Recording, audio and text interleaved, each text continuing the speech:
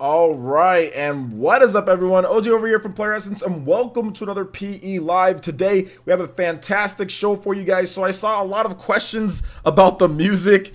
So let me first and foremost talk about the music first. Then we'll get into shout-outs, then we'll get into upcoming content, and then we'll get into you guys' what was it? You guys' surprise Switch games, or just surprise games in general. So the music that I was playing, I'm going to go ahead and cut it on my end. So the music that you just heard right now leading into the show here, the music was Project Cross Zone 2 Brave New World OST, Go Straight from Streets of Rage 2. If you want the vanilla version, just type in Streets of Rage 2, Go Straight, and you're going to hear the vanilla version. But if you want the actual version that you were listening to, that's from Project Cross Zone 2, which is a 3DS super crossover game with like a million different characters in there, like from like Capcom and like Bandai Namco. It's like Tails, it's got like Fatal Fury, it's got like all sorts of stuff. Or Final Fight, Final Fight. It's got Nintendo, well, yeah, something like it's a Street Fighter. It's got like everything, you know what I'm saying? It's got Resident Evil characters. It's just got everything in there. So it's like a huge crossover. So the soundtrack for that game is amazing. It's got like Phoenix Wright in there. It's just like a bunch of different, like Mega Man. There's so many different characters. So yeah, good stuff there.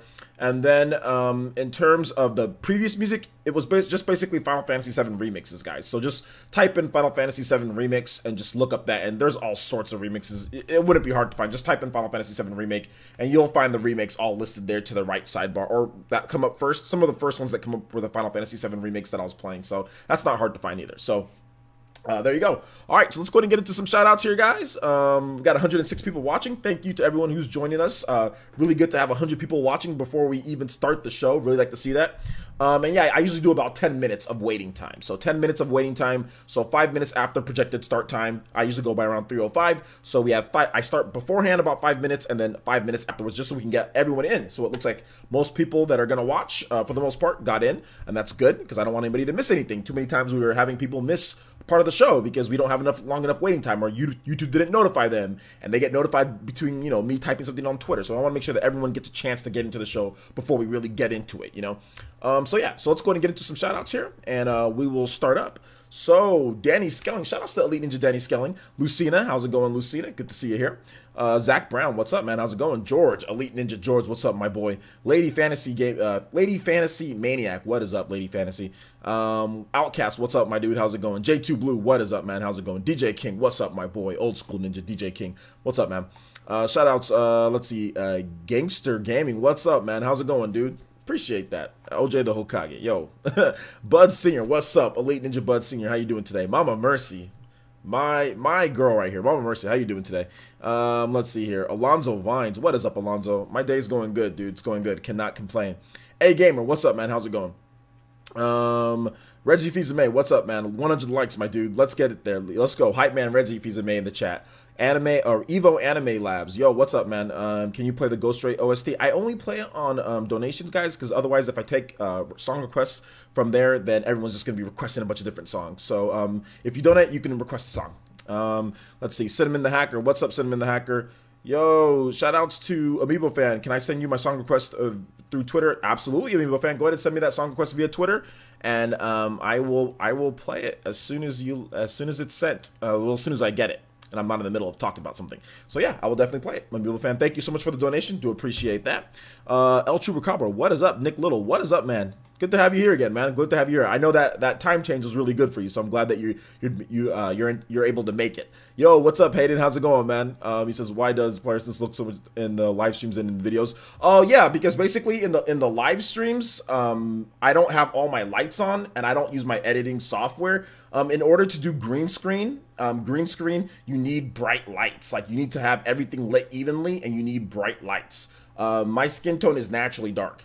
In my videos, I have a bunch of bright lights so I can light my green screen so everything looks good, and to where everything, like, you know, it separates yourself from the background. You can't do green screen with dim lights. Although live streams I can do with dim lights. Like, I don't want to be looking, I don't want my room all lit up during live streams. So that's the reason why there's the shade differences there. But it's because of green screen. It's the same thing with John. I don't think John is as or anybody that uses green screen, they're not as a light usually as what you see, but you really need good lighting for green screen. I don't know if you ever watch like movies as well. Like if you watch like the movie sets, they're crazy lit up, because if you don't have good lighting, your green screen's not going to work well, and then the video's not going to look good either. It's not going to pick up the detail in cameras and stuff. So that's just the one reason why the lighting's like that.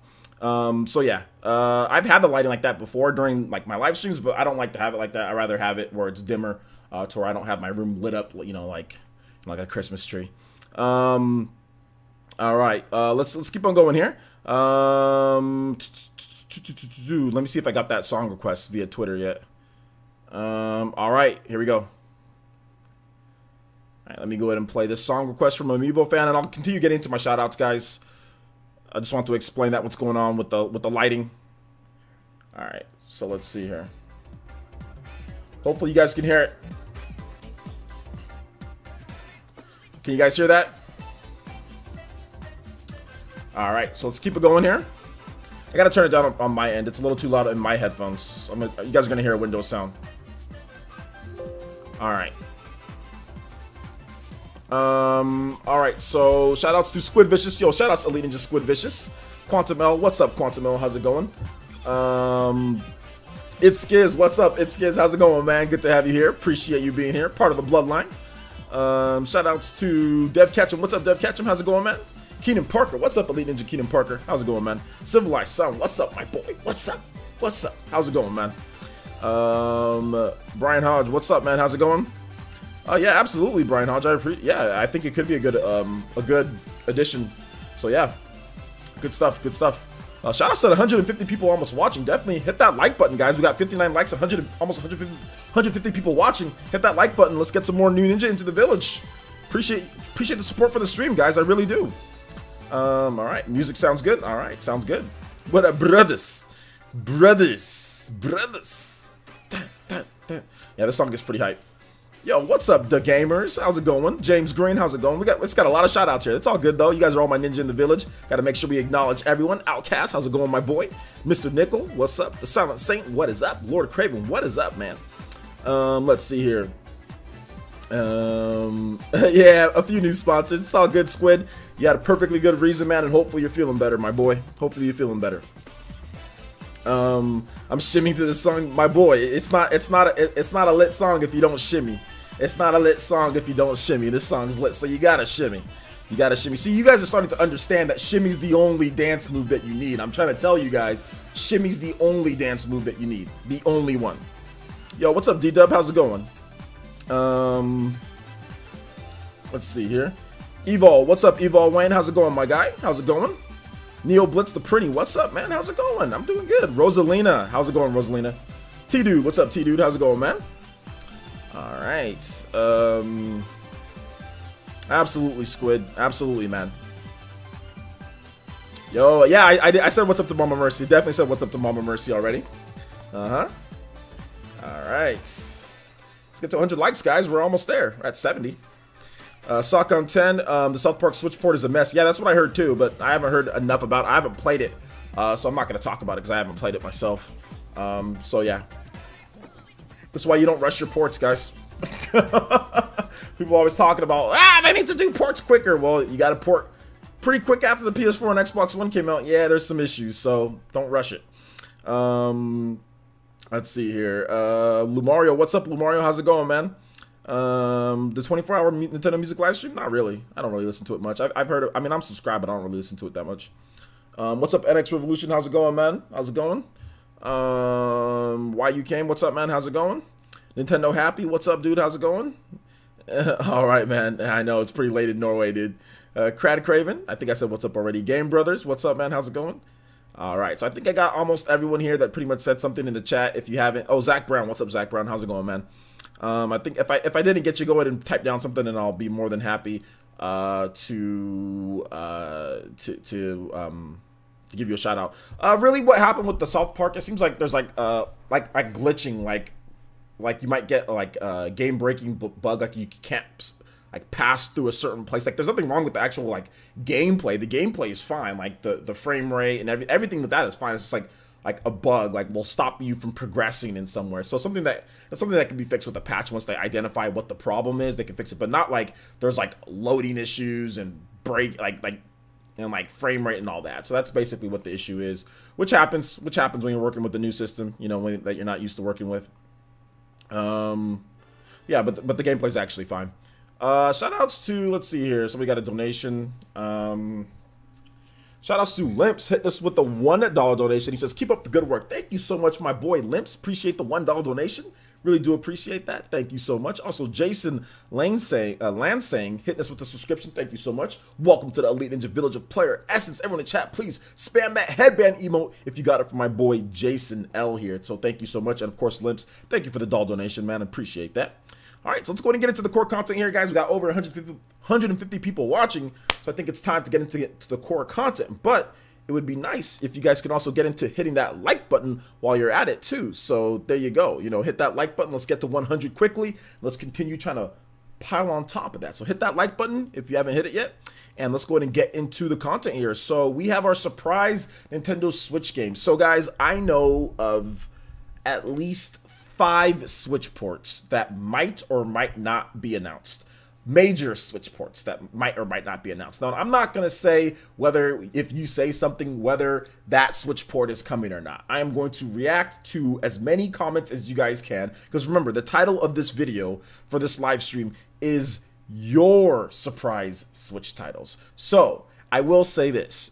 You might know if it's, I'm going to go into, it's going to be 50% one way or 50% the other way. I might say, interesting. Or I might say, I don't know about that. Or I might say, I don't know about that, but it might actually happen. Or I might say, okay, that's okay, but maybe I don't know what's happening. Or, okay, I could see that. That doesn't mean it's happening. So it's either 50% one way or the other way. You don't know which way I'm going with it. I can reverse it. I'm not really sure, but I'm here to talk about what you guys want to talk about with the road to E3, okay? So I wanted to announce something, guys, real quick. So the road to E3, every single month, or sorry, not every single month, every single day, Monday through Friday. Then, of course, the weekends, we have the Essence Cast, so we'll do Road to E3 on the Essence Cast as well. So Monday through Saturday is going to be Road to E3 content all this month, all the way leading into June.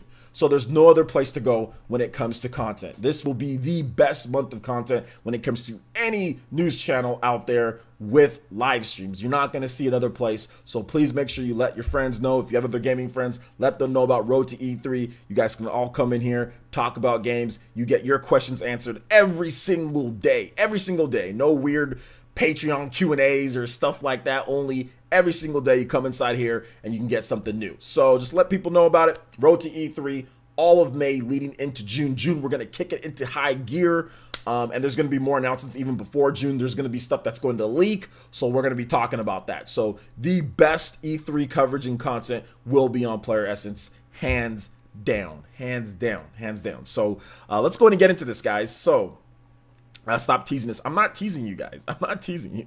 I love you, OJ. Okay, so Chris 2 says Dragon Ball Fighter Z. So that's an interesting pick. I mean, I'm not sure if it's going to happen or not, but I'm pretty confident. I'm pretty confident that will happen. Although here's the funny thing. I'm not counting that in one of my 5 games that I do know, because that one is already kind of a given with Dragon Ball Xenoverse 2, how well that game did on the Switch. Obviously, Dragon Ball Fighter Z is coming over. I don't think it's a secret. Oh, Dragon Ball Fighter Z is coming. It's coming. I don't know if it'll be announced at E3 though. It could be Tokyo Game Show. We don't know. But probably E3. Let's see here. Yo, what's up, Joy God Band? Shout outs, dude. Thanks for coming out to the stream. Excuse me. Squid Vicious, Elite Ninja Squid Vicious says, Player, since I want a port of a port, Wind Waker HD Deluxe. That game would be so much fun on the Switch with portable mode. I doubt it comes. You know, here's the thing, Squid. I don't think that it's out of the question that we see like a triple pack, like Skyward Sword, like maybe Wind Waker HD, and also Legend of Zelda Twilight Princess. I mean, maybe we see something like that. You know, maybe we see it. I'm not really sure though. It's not like I know or anything like that. I'm just saying maybe we see something like that. Fallout Outcast says Fallout 4, I'm betting on it. Okay, Fallout 4 is interesting because it's pretty old at this point, but we've seen other older ports from 2015 come over, like Resident Evil Revelations 2, which was the PS4 version of that game. So could Fallout come over? Yeah, but they definitely have to work on it quite a bit for the type of game that it is. So yeah, definitely. Nintendo said 2019 will be shown later. Nintendo did not say that. Nintendo did not say that. In terms of what they said, Dre, they did not say that. They kind of said that, and they always say certain things. They just said they're going to be focusing on games for 2018 and focusing on games for 2018 and other stuff will be shown at a later time. You know what I'm saying? But they didn't particularly say anything in there is not going to be shown. They just said focusing, so it could be something short for games. Heck, we don't even know what their 2019 lineup is. We don't really know. There are no games for 2019. So yeah, they didn't quite say what you're saying. But I mean, you had YouTubers reporting it that way. So I don't and also Super Metal Dave also reported it that way. Like telling you, oh well, don't expect this and this, you know. But that's not the case. Nintendo always says stuff like that. They've said that before. Nintendo Directs. Oh well, we're focusing on this, or this is what it's going to be, and then there's stuff that's outside of what they just said. So yeah, I wouldn't put too much stock into what they say there. Red Steel 3. I don't think Red Steel 3 is ever coming. I think Players knows a little something about the games he's mentioned in. I've only know something about, like, I don't know anything about in terms of the port for Dragon Ball FighterZ. That's just on, like, no duh. You know what I'm saying? Like, but I don't know anything about that. More Skyrim. What do you mean by more Skyrim? There's only Skyrim. So what do you mean by that? So like Skyrim on the Switch version 2? What are you talking about? Wise OJ, please enlighten us. What do you want to be enlightened with, Chris 2? Oh, Fortnite? I mean, I think that's already a given that Fortnite's going to come over. The developer said that they want it to come over. It's Unreal Engine 4. Nintendo and Epic work together. I mean, that's easy, guys. That's easy. Players is Near on the Switch. I need it. Well, you don't need it. You want it. But Near on the Switch, I don't think so. I don't think Near on the Switch is going to come. Just because of the type of game that it is and who developed the Platinum Games. I mean, they're on that Sony stuff. So that Sony water when it comes to it. So yeah, I don't know about that one. All right, NX Revolution donated $1. Thank you so much, NX Revolution. I do appreciate it. Streamlabs shimmy for me. And he says, they also said 2018 for the last Direct, and then we got a 2019 3DS title. Surprise E3, Kingdom Hearts HD Collection. Okay, that makes sense. And yes, you're right. I mean, but they've done this numerous times where they say, oh, we're only doing this, and then they do something that's outside that. Nintendo always does that. So if I were you guys, I wouldn't really worry about what Nintendo says beforehand, unless it's so definitive and concise that you can say it. But nothing is definitive or concise, since Bayonetta, Metroid, and all those don't have confirmed release dates for 2019 or beyond. It's just to be decided. So those could be 2018, they could be 2019, they could be 2020. I mean, we don't know. We just don't know. So yeah, I wouldn't put much stock into what people are trying to say. Like, oh well, Nintendo said this, so that means it's only going to be this. Nah, it never works like that. It never ever works like that. Unless Nintendo directly says something about that, you know, which they haven't. Let's see here. Outcast says, OJ, what about Resident Evil and Monster Hunter? I'm willing to bet we'll see more on the Switch. Yeah, I mean, we're going to obviously see both of those franchises more on the Switch. Resident Evil Revelations 1 and 2 actually did best on the Switch, so that's good. But I mean, in terms of like the re-release that they did, so that's good. But yeah, we should definitely see some more Resident Evil now. What Resident Evils will we see? I'm personally thinking that we're going to see Resident Evil 4, 5, and 6 all released on the Switch this year at some point. Or at least 4 and 5 starting out. At least 4 and 5. 5 for me would be really good. I really want 5 on the Switch. The co-op functionality would be good. So yeah, I'd really want that. So we'll have to wait and see. Let's see here. Persona 1, 2, 3, 4, and 5. That's probably not going to happen, dude. They're not going to take the time to port all those games over to the Switch. Psychon 10 says player since Bethesda will announce Doom 2 and Elder Scrolls 6. Both are coming to the Switch. Yeah, you know what? I'm not gonna sit here and say that that's gonna happen. I mean, there's definitely a possibility because of the the support that they've been giving. It's just that who would make that at first? You know, those would be pretty heavy into the tech of PS4, Xbox One, and probably be like Xbox One X, and all this stuff. So I mean, it would be tough, right? It would be tough for that. And I know I'm super behind on the chat, guys. I'm trying to catch up as fast as I can. Give good answers, but not give too short of answers. Quantum L says Star Fox Zero with more intuitive controls and Monster Hunter World from Iron Galaxy. Well, I mean, Monster Hunter World from Iron Galaxy, I mean, after their last title, I mean, I don't know. I'm not sure if Capcom's going to employ them, but, I mean, obviously they kind of threw it out there. But we'll see if that happens. Maybe I'm thinking it's going to be a completely new Monster Hunter, not like Monster Hunter World. In terms of Star Fox Zero with more intuitive controls, that's a possibility. Any Wii U game, no Wii U game is safe. So yeah, that's a possibility. The opposite of what he says always happens. That's almost that, you could almost say it that way, dude. I mean, you're almost right about that, to be honest. But I mean, it's all good. I mean, dude can give his opinion. Something from Ubisoft. Okay, well, that's not much of a. You want to be a little bit more specific there, my guy. OJ Hokage, Final Fantasy 7 on the Switch. Dude, Final Fantasy 7 it might not even be on the PS4. It might be a PS5 title. I don't think we're gonna see Final Fantasy 7 on the Switch. Not on the current iteration of Switch that we have. They're just like apparently remaking the whole game at this point. I mean, that game's a mess. That game's a mess. So no, I don't see any Final Fantasy 7 announced for Switch at E3 this year. You know, maybe something else. Darksiders 3. Darksiders 3 is a possibility. That could be something, but I don't think it would be announced at this year's E3. I think if it was coming, it would be announced afterwards, after the launch of the PS4 and Xbox One version, which I don't know when those are launching. I think it's a 2018 title. I think they would announce that afterwards once they can get the port done. I don't think they'd make it coinciding. But you never know. You never know. You never know. Will Switch get new games because we're getting Wii U ports? Is Kirby Star Allies a new game? Is Mario Tennis Aces a new game? Is Project Octopath a new game? Is Fire Emblem a new game? Those are all new games. So why are you asking me if they're going to get all we're getting is Wii U ports? That's not true.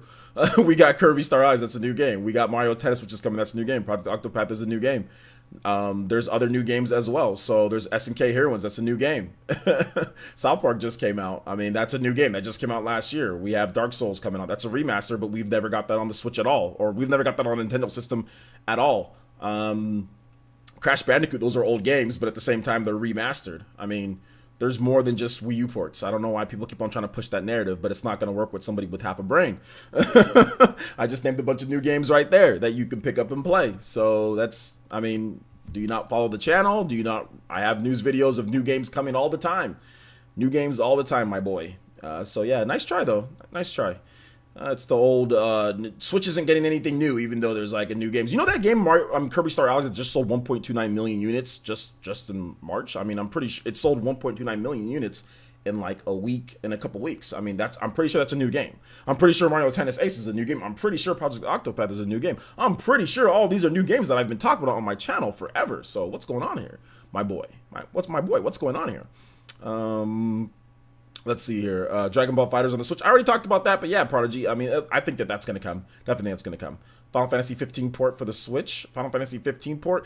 You know what? Right now, I'm not trusting anything with Square Enix when it comes to modern Final Fantasies. I mean, maybe we see something old school from the Switch. But like I said, I'm giving them till Tokyo Game Show to stop playing around when it comes to Final Fantasy. Like, this is ridiculous at this point. You know, how many generations do Nintendo fans have to go through with like no real Final Fantasy, or not even like a good effort of Final Fantasy, you know, on their platform? This is ridiculous. Like, this is, and like Xbox gets Final Fantasy games. This is absolutely ridiculous. Enough of it. Enough. So I'm giving them till Tokyo Game Show. If not, they're getting blasted.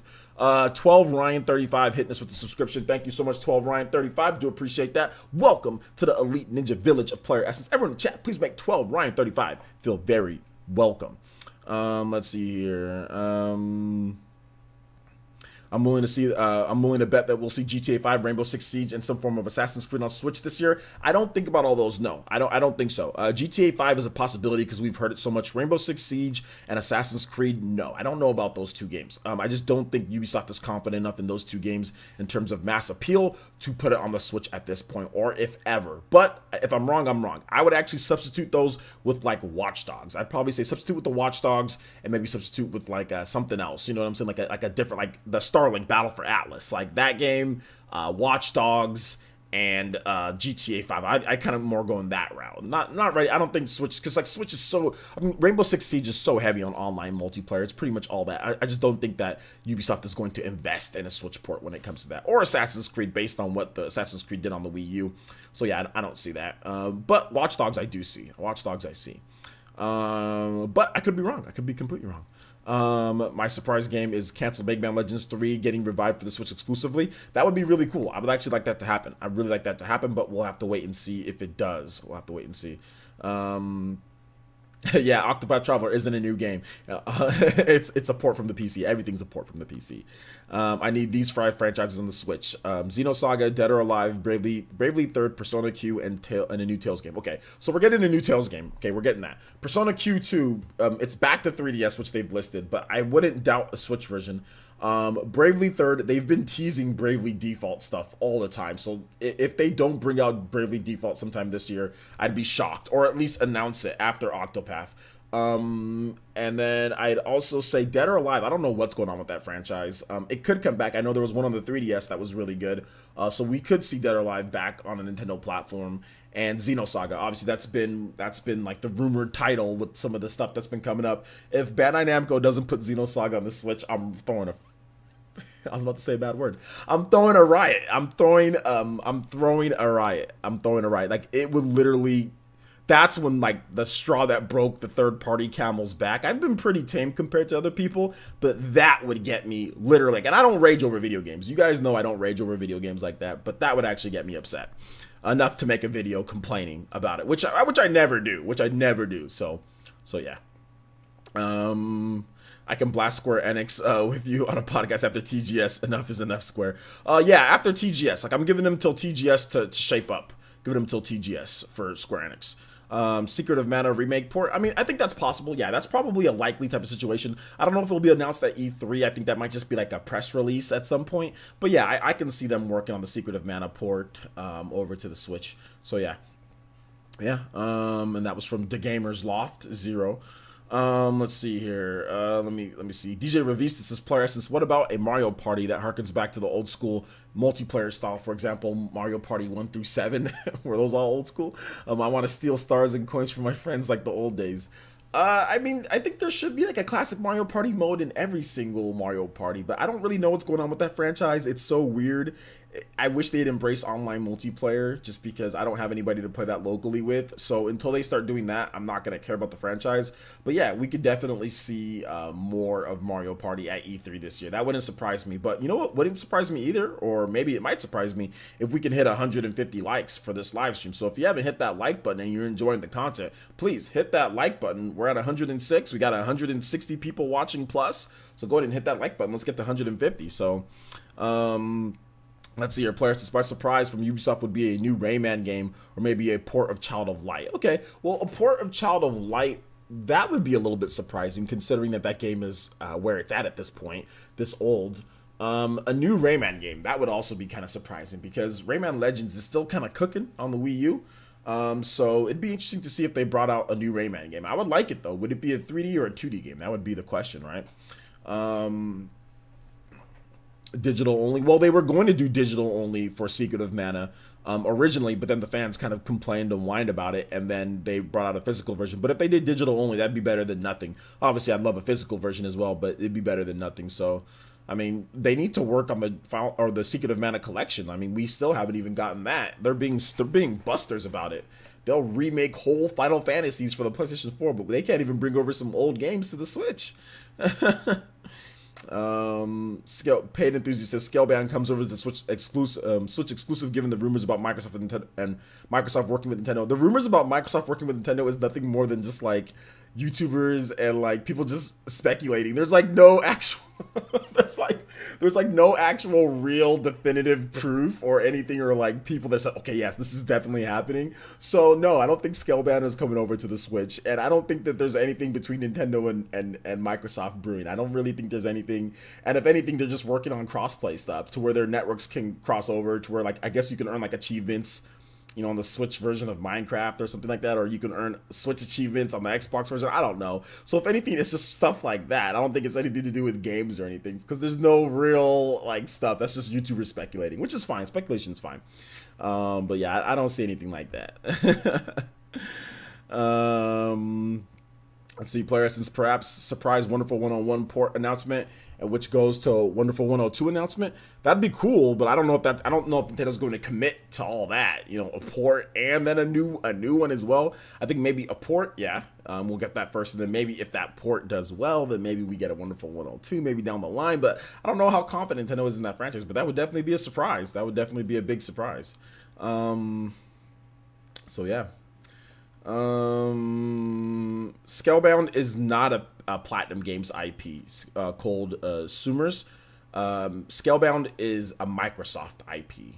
Platinum does not own any rights to Scalebound. Microsoft owns the rights 100%. Platinum doesn't own the rights to pretty much anything they've worked on. Platinum owns the rights to their mobile game that they're making. And that's about it. Platinum doesn't hold the IP rights to really anything. They don't own Bayonetta. They don't own anything.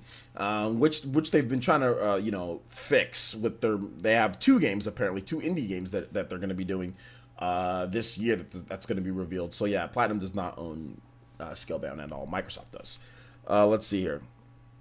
An actual surprise announcement or just stuff we really want on the Switch. Well, it says your surprise Switch titles. So whatever you feel is a surprise, and if you also like it as well, then that's fine by me. All right, so Game Brothers has an interesting comment. He says, "Will Sword Art Online Fatal Bullet for the Switch and Gundam game?" Oh, are you asking like, are those going to come, or are you just saying that is that your surprise Switch games? I don't know if it'd be a big surprise if we saw Sword Art Online Fatal Bullet, just because that's Unreal Engine 4. I mean, it's a game that I think that can be done. But we'll have to wait and see on that. That game is very interesting because it has some great mechanics. There's some issues. There's some issues, but it is what it is. Let's see here. Bud Senior says, "I don't understand why everyone wants old ports. Most people play it a few days and forget about it. Why everyone wants old ports? And then when something else old." Shaking my head. Why not predict new games like Super Wario or Waluigi? It's not about wanting. It's about what they just think is coming. Some people didn't play some of the older games. I mean, I know there's a ton of games that I didn't play that I would like to come over. The Switch adds portable functionality, so some people have limited amount of time that they can play games on the TV, or they have a lot of commuting to do, or they're like Sean Sweeney and they're flying all over the place.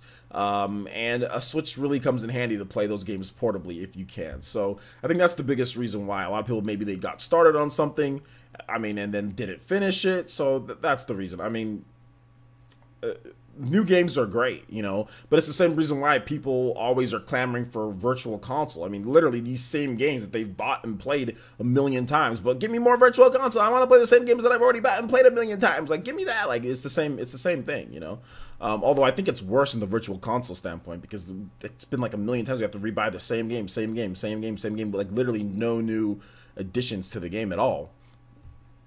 Persona 5, the big surprise, and I really want it. Oh, well, okay, we have Persona 5. I don't know if that's going to come this year. I mean, maybe that's a Tokyo Game Show thing. Maybe it doesn't come at all. We've seen how Atlas is when it comes to Sony and Persona and all that stuff. I mean, really, Persona, the fact that, if we go this year without a Persona, it's pretty obvious there's something going on here, because like the Switch is such a better platform for Persona, it's not even funny. I can understand like with the Wii U not being a great platform for Persona, I get it, but the Switch is actually a better platform for Persona than the PS4. And I would even bet that if Persona 6 launched day and date, like let's just say Persona 6 came to the PS4 and to the Switch, I would actually bet money that the Switch version would sell just as much, if not more, or right around it. Like, it wouldn't be a blowout. I could almost sit here and guarantee you that the Switch version would actually sell more, because the type of game that Persona would be. So maybe one of these days we get it. Let's see here. Ataki says, my surprise game would be a new F-Zero for the thirsty fans. Yeah, exactly. I mean, F-Zero is one of those franchises that Nintendo wanted to do, right? They wanted to do F-Zero on the Wii U. They wanted to get, I think it was Criterion to get it done. Criterion said no. Criterion literally spurned at Nintendo, and Nintendo was just like, all right, well, maybe we can get someone else to do it. And by the time they blinked a couple times, the Wii U was already dead. So there you go, when it comes to that. Yo, what's up, Kofi K? How's it going, man? Thanks for coming out to the stream. A good new Paper Mario? Well, Intelligent Systems would have to be making that and actually be spending their whole time on there. So we'll have to wait and see. Jay Javs FCC, we need to wait and see. We don't know if Nintendo didn't approve Rainway yet or not. There's been no update on that, so I don't know why you're saying like there's a lot of apps that aren't on the Switch yet at this point. So to sit here and say that Nintendo it's not going to happen and Nintendo wouldn't approve it, that's false. There's been nothing. There's been no data or no actual source from Rainway or from Nintendo that has confirmed that. So I don't know why you're saying that. I don't know why you're saying it. And Rainway's having its own issues right now, to be honest. It'd be safe to say that Pikmin 4 is a safe surprise, but Pikmin 4 yeah, I don't think Pikmin 4 would be a surprise though, since the game is already announced. So I don't think that'd be a surprise. Power Stone remake, yeah. Hayden, I would actually like a Power Stone remake. I think Power Stone would be a great fit for the Switch, but it's all about whether Nintendo, and Who owns that? Capcom? Is that Capcom for that? Who owns Power Stone? That's Capcom, isn't it? Capcom and Nintendo have to work together on that one to see what happened. OJ, did you already talk about the thumbnail? Well, tell me what the thumbnail's about, and I'll let you know. You can see the thumbnail, didn't you? The thumbnail is a generic army dude, and it's Dragon Ball Fighter Z. So, what do you want me to talk about when it comes to the thumbnail, my boy? Let's see here. Game Brothers says F-Zero, yes. Well, we'll see. We'll see. We have to wait. Ultra Recabado says, yeah, definitely. Big RPGs like Persona are made for the Switch. It's also why Xeno 2 is doing well on the Switch. Well, yeah, Xeno 2, it's actually the best-selling Xeno game ever made. So, I mean, Xeno within Monolith Soft's Xeno games, guys. Xenogears, Xenosaga 1, 2, and 3, Xenoblade Chronicles X, Xenoblade, it's the best-selling one out of all of them. Why Switch? Why Switch? It's not about install base. It's not about install base. It's about Switch. It's about the platform. It's about how you can play it. It's about the type of game that it is. It hasn't gotten the best review scores. I mean, there's been other Xeno games that have reviewed better, but this game just has it all. This game has it all, and it's the perfect platform for the Switch. So yeah. The beginning quarter, it's about games. So if you're saying, oh, well, it doesn't have messaging, party chats, and all that, that doesn't make a system lit or not. The Game Boy Advance is lit, and it doesn't have any of that. There's lots of systems that are lit and doesn't have any of that. You don't need messaging to be a lit system or to have fun or have an opinion of a lit quarter. If someone has games that they're going to play that's fun, they can play that. Discord provides messaging and provides voice chat faster and better quality and faster than on the system. Now, don't get me wrong, I want those on the Switch, but that's not the determining factor whether it's something somebody can say the system is or it's lit or not. It's usually for most people's games, not messaging. My Xbox One can message, can stream, can do everything, and it's trash compared to my Switch when it comes to games. Let's just be real here. When it comes to games, Switch is doing better. When it comes to first party, Switch is doing better. When it comes to games, Switch is doing better. So messaging and voice chat, that doesn't make a intrinsic or within the system, that doesn't make whether it's a system is lit or not. Xbox has all that, and nothing's been lit about the Xbox in the first first half. Now, there's some great third-party games, don't get me wrong, there's some good stuff to play, but I don't think anybody's sitting here saying, oh, well, Xbox is lit because it has messaging. I mean, come on. OJ, it's a generic army dude from Battlefield. There you go, generic army dude from Battlefield. There you go. Marvel Boy the UJS player, since how much you'd want a new Golden Sun to be announced at E3? 10, 100, or over 9,000? Infinity. I mean, I don't need to oversaturate it or whatever, or overblow it out, but I mean, like, I mean, obviously 10 out of 10, right? I would want a new Golden Sun. I want it. I definitely want it. Definitely want it. J2 Blues player, since I know it's never going to happen since it's EA, but I would love a new Burnout game, at least a port of Burnout Paradise remastered. I mean, yeah, that'd be nice, but it's EA. You know what I'm saying? Like, it's EA. OG's vids are always like instant like for me. Yo, shout outs, David. I appreciate that, my boy. Let's see here. Can you give a hint about the games that you know? Yeah, I already did. I told you guys that 1987 is a good year. That's a great year. So 1987 and 1996, those are fantastic years. But yeah, let's go ahead and move on here. Without games, the system is trash. Well, there you go. There you go. Nobody's damage controlling, my boy. Nobody's damage controlling. You said lit. You said the system isn't lit because it doesn't have this, this, and this. So nobody's damage controlling. I said, no, you don't need this, messaging this, this, and this for a system to be lit. Xbox has all that. There's nothing lit about my Xbox as I just use it for streaming. So how about you quit not comprehending basic English and understand that just because somebody disagrees with your point, that doesn't mean it's damage controlling. So there you go, Dev Catchem. Like I said, you got a mouth on you, but when it comes to debate, my boy, you get blown out. Keep it coming, though. Keep it coming, my guy. One of these days, I'm going to debate you. And after we're done debating, you'll never come into my chat talking smack like you do ever again. You're going to be like, Og used to always come in talking trash. We debated, never talk trash after that. He was done. You might end up in that role, maybe. I don't know. But I think you like to talk the way that you talk without actually having any consequences or anything afterwards. So I don't think you'll ever debate me. But we can see. We'll see. We'll see. We'll see. Like I said, anytime, my boy. People sleeping on Shusey Strike. DJ King says people are sleeping on Shusey Strikers. Yeah, I mean, people are sleeping on a little bit. I mean, yeah, people are sleeping on a little bit. They're sleeping on a little bit, man. So we'll have to wait and see. Let's see here.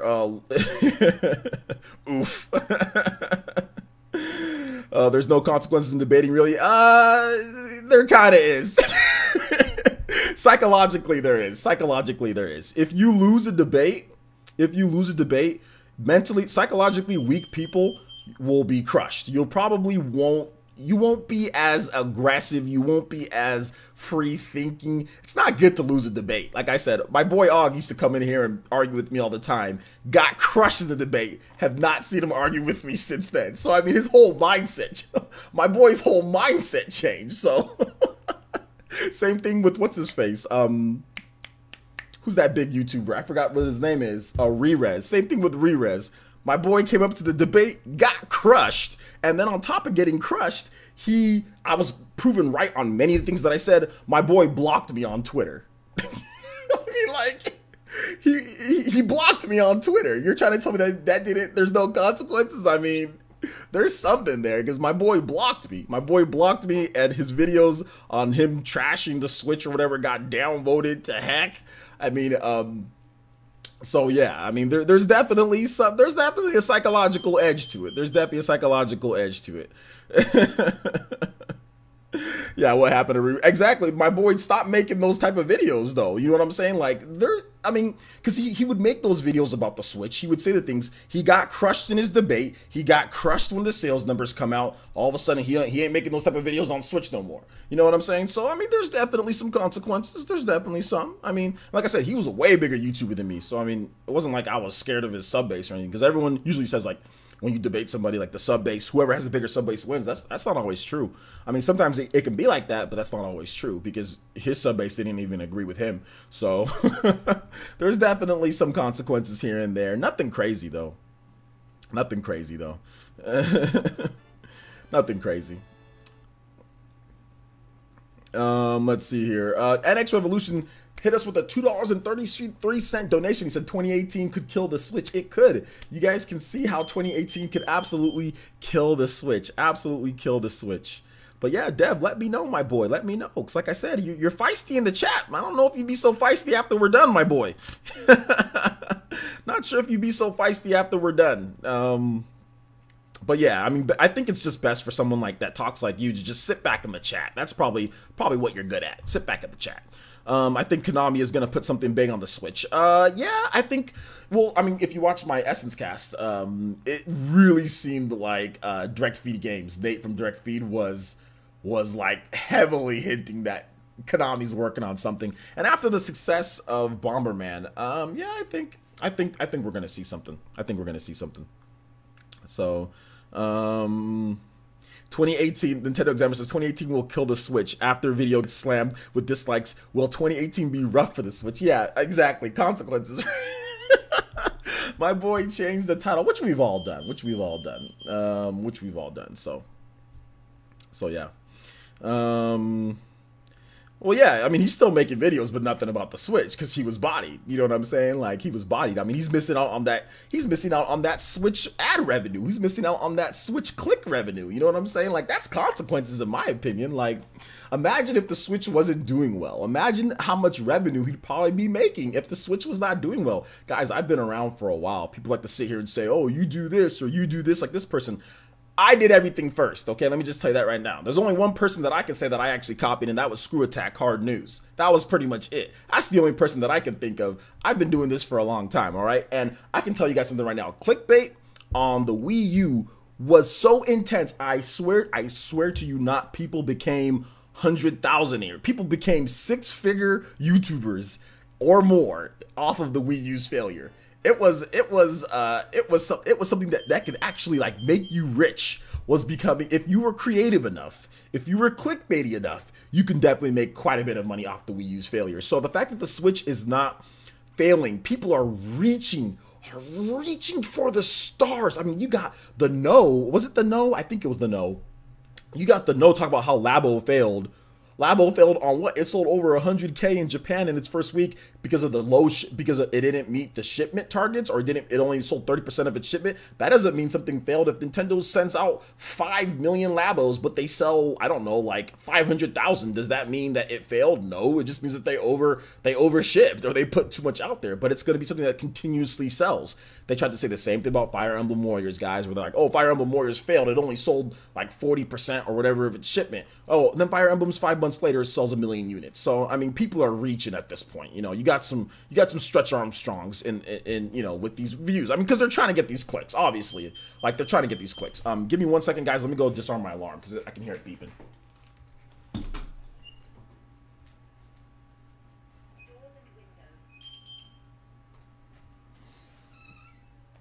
So that's pretty much what it comes down to. Shout outs to NX Revolution hitting us with the $1 donation. He says, Amiibo fan, does this answer your question? Internet is God tier. Okay, shout outs to NX Revolution with the $1 donation. Do appreciate that. And he was talking to Amiibo fan there.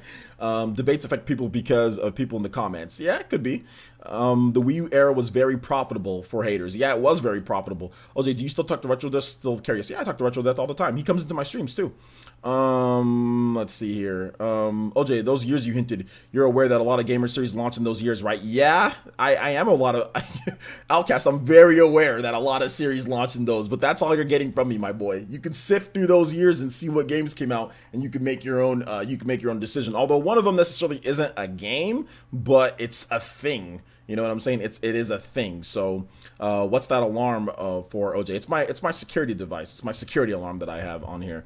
When it's not armed, it'll beep. It'll beep like, hey, you need to arm me. Let's see here. There's a drawback to everything. Yeah, there's a lot of YouTubers who use Wii U sales failure to get big on YouTube. I've seen it all. Yeah, I mean, DJ King, you were there. It was a very profitable time. And like I said, now because the Switch, you know, is doing so well, they have to reach. Like, anytime that there's something, they're gonna pounce on it. Like, they're pouncing on this Donkey Kong thing. They're pouncing on Labo or whatever they can. They're gonna pounce on anything that they can. It's not working out as well as they thought, like as well as they thought it was going to work, but they're trying, which is good. I respect the hustle. I respect the hustle. Respect it. Let's see here. OJ, I'm hungry. Good for you. Go get something to eat, my boy. I want Valkyria Chronicles 2 and 3 on the Switch. Okay, so Valkyria Chronicles 2 and 3. Well, 3 has never been localized officially. There's a fan translation out there for it. 2 has been localized. So 2 would be, I guess, that could be something that could happen. Valkyria Chronicles 1 is coming over, but it seems like Sega doesn't want people to know about Valkyria Chronicles 2 and 3 on the PSP. And they don't want to do the work. So, I mean, I would love it. Obviously, Valkyria Chronicles 2 and 3 would be god tier on the Switch, but I don't know if it's gonna happen. I just don't know if it's gonna happen. I would never debate on something unless I'm 100% sure on winning. Yeah, Markel. I don't debate unless I know I'm sure. Unless I know I'm 100% sure. That's the thing. I don't debate unless I know for a fact I can win. Like when I first debated Re-Res, I was a little, I will be honest, I was just a tad bit intimidated with the subscriber count difference.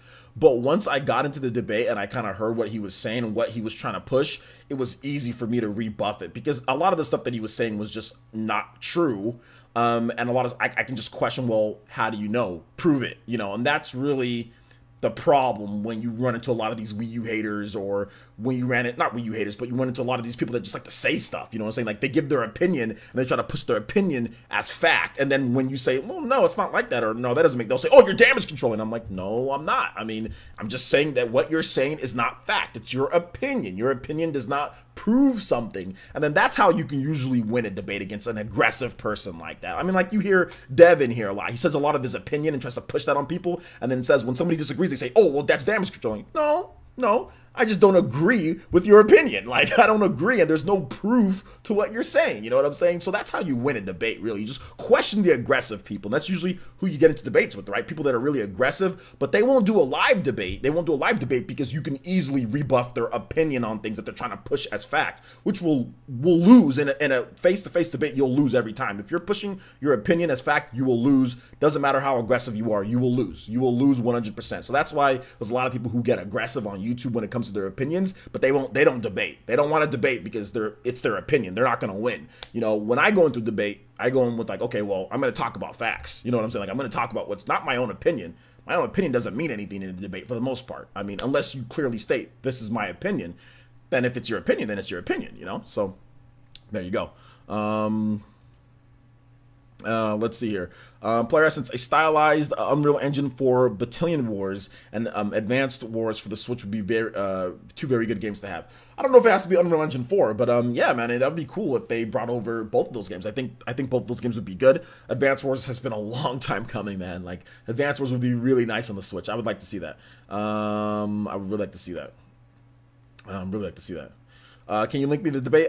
Just type in the debate. Re-Res versus Player Essence. It's on RGT's channel, so just go on RGT85. Just go on his channel. Just type in Re-Res debate, and you'll find it there. You'll find it there. I want to debate about Mario Kart 8 Deluxe being a good game once. I felt good. All right, William. That's how you do it, man. That's how you do it. Water is wet. Sorry for damage controlling, guys, but I just had to say it. Yeah, man, damage control. Anytime you don't agree with someone's opinion, damage control. All right. So, Pain Enthusiast says, or hold up. Outcast, I was doing a bunch of research on what games he's talking about, and it's hard because there were so many games in those years, so I just asked him. Well, we don't know what games there are yet. We don't know what games there are yet, Hayden. We need to wait and see. Yo, what's up, David? How's it going, man? Shoutouts. Elite Ninja David in the chat. Thanks for coming out to the stream. But you know what? Also, I'd be very thankful for, guys, if you hit that like button. We're at almost 130 likes. Let's see if we can get to 140 likes for the stream. That would be awesome. We are an hour in. We got a little bit more time on surprise games. We'll go over a couple of news, and then we'll get into you guys' questions. So it's going to be a good stream for you guys today. So awesome stuff. Shoutouts to Marvel Boy, the UJS. Hit this with a $2.79 donation. Thank you so much. Do appreciate that. Through Super Chat. And he says, Winter Bliss, Castle Crashers by Family Jewels. All right, man. We'll definitely get that music going for you. Let me see if I can go ahead and copy and paste. It's good to have the YouTube chat up because then I can quickly copy and paste what music you guys want. All right. So Castle. Okay, here's this guy here. So it's a guy who does a rendition of it. Okay. By Family Jewels. Okay. Here we go. Hopefully you guys enjoy the music. All right, let's go back to the stream. All right, I've been calling Tatsunoko versus Capcom 2 since the Switch launched. Bud Senior, let's hope we're right about that. I know, that'd be great to see. I really like that. I really like to see that. Markel Hawthorne says, do you think Warriors is a good taste of what Fire Emblem Switch graphics will be like, or will they change it up? Warriors has nothing to do with Fire Emblem Warriors has nothing to do with Fire Emblem the Switch. No, they're not going to look the same. I would actually think that Fire Emblem on the Switch is going to look a lot better than Fire Emblem Warriors. So no, I don't think it's going to be any indication or anything. The Warriors games have their own distinct look and like feel. Fire Emblem is going to have its own distinct look. So too long didn't read. Re-Res gets wrecked. Yeah, I mean, and really, I wouldn't be talking like that if Re-Res didn't block. Re-Res blocked me on Twitter. So when you block me on Twitter, that I'm like, all right. So, all right, you blocked me on Twitter. All right, then, man. The gloves are off.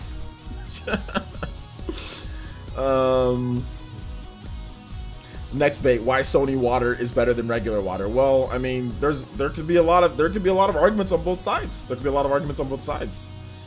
A lot of arguments on both sides. I think they lost the license to Tatsunoko, right? They lost the license to the Tatsunoko thing, but they can always get it back. They can always get it back. So, let's see here. King of Fighters 14 Switch port. I mean, that would be nice. We're getting some SNK Heroines action, so yeah, that'd be nice. We're seeing a lot of fighting games come over, so yeah. Leo Aguilar hits us with a $2 donation. He says, thoughts on the Wii U pulling Donkey Kong Country Tropical Freeze from the Wii U eShop?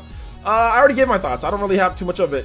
I mean, they pulling it from the Wii U eShop. The game is still available physically if you want to get it. If you want to get a download code, you can still get it. So the game is still available if you want to get the game. So it's not really a big deal to me. You're not going to see any fake outrage on nerd rage over an old game that nobody bought the first time. Everyone trashed the first time. Then all of a sudden want to make a big deal about it to Wii U owners. If Wii U owners don't have the game, the Wii U could have really used that support, 4 years ago when Donkey Kong Country Tropical Freeze was getting trashed to hell from people out there saying that why is Retro making Donkey Kong? This game is stupid. Oh, it's getting delayed. Like seriously, and I kid you guys not. These are the things that people were saying. Not all of a sudden people want to make a ruckus that it's been removed. People didn't want that game in the first place. People don't. Go back and watch the Game Awards and watch all the videos that people made about Donkey Kong Country Tropical Freeze being shown off. Watch what people said about Retro Studios making Donkey Kong. Everyone trashed the game when it first came out. It didn't sell up to expectations because of the trash and because of the the way it was. Now all of a sudden people want to make a fuss about Donkey Kong. Where were you guys 4 years ago? That's all I gotta say. Not you, Leo, not you, but the people making Rage and all that. You should have bought the game a long time ago. Maybe if the game sold 5 million like it was supposed to sell, maybe it wouldn't have been pulled from the Wii U eShop. Maybe it wouldn't have been pulled if the game actually sold like it was supposed to instead of people crying about it. So as someone who has the game, I have it. I was covering Donkey Kong when it launched. I covered Donkey Kong through when it was first announced, all the way through it was launched. I covered the sales. I covered everything about that game. And it's a shame. It's so funny to see how people are talking about it and the Wii U. Like, oh, you need to treat Wii U owners better. As if this system hasn't been discontinued for more than a year at this point. It's like, it's fake outrage. It's fake outrage and it doesn't matter. The game is available physically if you want it. If you want a download code, if you want it digitally, you can get that too. Like, it's not a big deal. It's never going to be a big deal, but there's going to be people that are going to try to make it into a big deal. But where were you guys when the Wii U actually needed the support and needed the sales for Donkey Kong? Where were you guys? Nowhere to be found. Complaining that Retro was making Donkey Kong. That's what happened. So yeah. If you want the Wii U version, buy the Wii U version physical. You can get it. If you don't think the Switch version is worth $60, buy the Wii U version. Play the Wii U version over again. Play it to your heart's content for $20. Go buy it on the Wii U and play it. The Switch version is not worth $60, so it's the same game. There's not enough content in there to make it worth $60, so just play the Wii U version. There's no need to play it on the Switch. Portability does not matter. It's not worth the money, so just play it on the Wii U. I don't see why there should be any complaining. That's the cheaper version. So yeah, man. Leo Egger says, interesting. I never played or owned a Wii U Player Essence. Well, there you go. I'm not talking about you, Leo. I'm talking about, like I said, I covered this, guys. I didn't just start Player Essence when the Switch started. Like a lot of these other channels that you see, kind of coming up when it comes to Switch talk and all that. I actually started covering Nintendo back in the Wii generation. That was my first generation of actually covering with content. 3DS and Wii.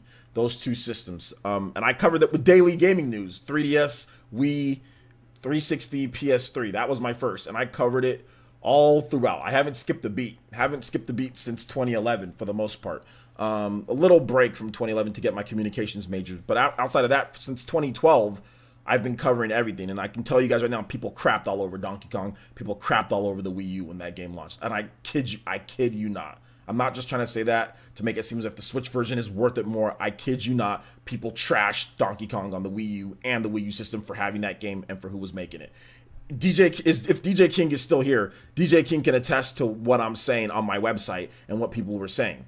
Anybody, you can go back and watch the reveal. Watch the reveal of go back to Game Awards 2013 and look up Donkey Kong Country Tropical Freeze Cranky Kong.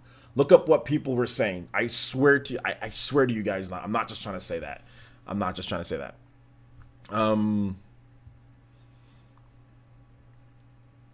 Imagine owning a Wii U, man. Tekken Tag 3 actually makes Tekken Tag 3 actually makes sense right now, honestly. Well, I think they're still selling Tekken was it Tekken 7 they're at? Yeah, so yeah. I think they're still kind of selling that game. No, I didn't. No, none of the ports are Zelda. I don't know anything about Zelda. I don't know anything about Zelda. Excuse me.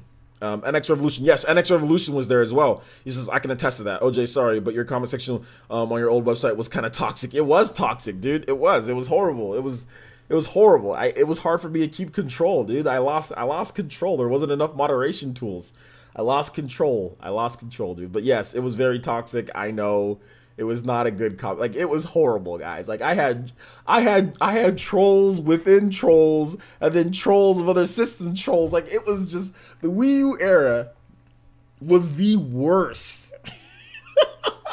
Was the absolute worst era for comment sections. The Wii U era, I have never, and look, guys, I've been looking at message boards since the late 90s. No, mid to late 90s, N64.com or whatever, which turned into IGN. I've been looking at message boards, and it's been pretty bad throughout the years, right? But the Wii U era was easily the worst. It was by far, like, and then with the invention of modern media tools, Twitter, Facebook, stuff like that, that's probably why it magnified, because there's even more sources for people to say stuff. So yeah, it was bad, dude. It was bad. Rambo 4 says, player, since you should make a video on the fake outrage on DK and a video on the top 5 pet peeves in gaming today. I actually did make a video on Donkey Kong. I made it with my camera, but it's still not balanced. So I need to fix that. But yeah, but I did make a video on the fake outrage, but it's not good because the camera's not balanced. It's tilted. So I had to throw that video away, and instead I made a PE News video for you guys, which will go up shortly after my live stream ends, because I need to render it and I need to produce it and then just put it out. So you guys will get a video about an hour or so after this live stream ends. Another PE News video with some good stuff. So yeah, where are we at in time? Okay, it's 1:10. So we can talk about some more stuff, more about Road to E3, and then we'll get into some quick Ikaruga stuff. And then we'll get into Q&A in a bit. Is Tekken still selling? I thought that it's still doing just a little bit. I mean, I think they're probably still trying to sell the game, right? But I don't know. It's not selling like a ton or anything like that. I know that. So yeah. How poisonous was the old community water, OJ? It was. Here's how bad it was on my site. I linked, because my site was a blog site, right? All I did was link a YouTube video of a person talking about like a rumor or about something. It wasn't even negative, just like a person talking about it, because I worked on the site, and then at night I did Player Essence Now videos, so which is basically PE News. That's what I did back then, called Player Essence or PE Now. I did that at night. Once the day was done, I did one video, but during the day I'd work all day on the site, and then I had some like day jobs that I had to go to, so sometimes I couldn't always work all day, but I would schedule all the stuff at night, and I'd do a video, and I'd work all the way till like 1 a.m. and then go to sleep, then wake up for work like 5 hours later, you know. So I was basically having 2 full-time jobs. And I linked a video about somebody talking about a rumor, and the person said, OJ, this is why your site is trash.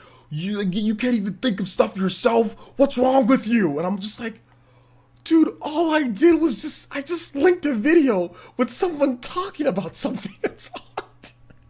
And this dude like belittles me and like completely chews me out for linking a simple video. Just a simple video, right? Which I've always done. The site was always a blog site. It was always where I just take some quotes, take some clips, put it together. You guys can get it there. So a bunch of different sources, bunch of different places. And I just put it together in one area for people. And, which I've always done with YouTube videos. And I just did that. And this guy just went crazy. And then other people, oh yeah, that's stupid. I'm just like, what's going on? So when my site got hacked and when my email got hacked, and who knows what happened with my site and my email, when it got hacked and I couldn't fix it, I was like, dude, good riddance. I was like, good riddance. It got hacked. I couldn't fix it. I paid somebody to fix it. It got hacked again. And I'm like, I'm not paying them again to fix it. My email got hacked too. My playeressence.com email. I used to have an email, Francis at Player Essence, that got hacked and got taken down, DDoS or something like that. So when they got hacked and got taken down, like I think it was my punishment. That's what it was. It was my punishment for everything that went on. So I was like, I'll take my punishment. I was like, I'm good. I completely stopped making any money on the site too. It wasn't like I was even making anything. I used to make money on it back when the Wii U had hope. But once the Wii U crashed and burned, dude, 2015, that's when everything went downhill. That's when everything went downhill. So yeah. OJ, do you think Ikaruga will get a physical release? Ikaruga, you guys can go ahead and give me your questions now. And if you guys have questions, go ahead and put them there in the chat. I'll answer the questions. It's 1:14, so we usually get started around there. Give us about 45 minutes of questions. So yeah, go ahead and put your questions there. Do I think Ikaruga will get a physical release? I think it could, because it's Nicholas, right? So they've been doing a lot of physical releases. So elite hackers. No, my site was incredibly easy to hack. I mean, I had plugins to help, but like yeah, I think I got DDoS attacked, and then I got hacked again. It was just like, all right, I'm done, dude. I'm done. 2015, 2016, my site got hacked again. Then I was like, after 2016, I was like, I'm done. You know, like I'm done. I'm not gonna be doing it. Don't be linking videos in the Wii U era. I know. Don't be linking videos in the Wii U era, dude. That's what happens to you. Some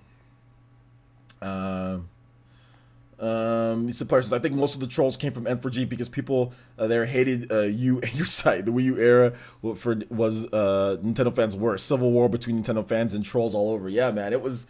Think of like Infinity War times like 15, man. It was just. Yeah, people did hate me, which is fine. That's fine. It was okay to be. Sometimes you got to be hated to figure out. You figure out who you are once you're hated. Over video games, which is the funniest thing. Hating somebody over video games, which is funny, but yeah, it was fine. It was not a big deal. You like I said, you figure out a lot of things about yourself when you hear people say stuff. So it was good. It was soul searching, you know. And I figured out what I needed to do. I needed to focus on YouTube. I need to focus on media content, streaming, stuff like that. So it was fine. It wasn't a big deal. You just cop Naruto 3 on the Switch. That's okay to start from there. Okay, there you go. The water sounds delicious, Jose. Yeah, very, very delicious. Very delicious.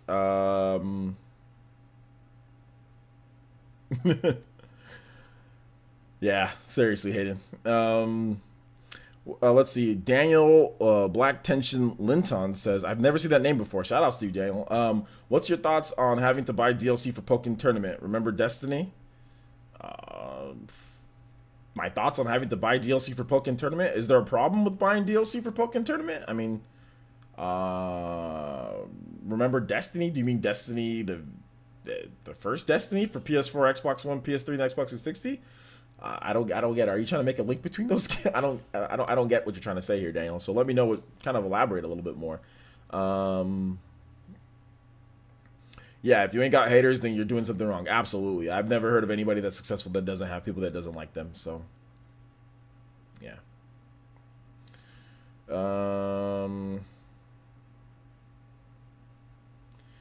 A Gamer says, question 1, have you listened to Xenoblade Chronicles 2 OST, the Alba Cavendish Night? It's good. Well, I've listened to the whole thing. I've heard every single track in the game, considering I've played the game. So yeah, I've listened to it.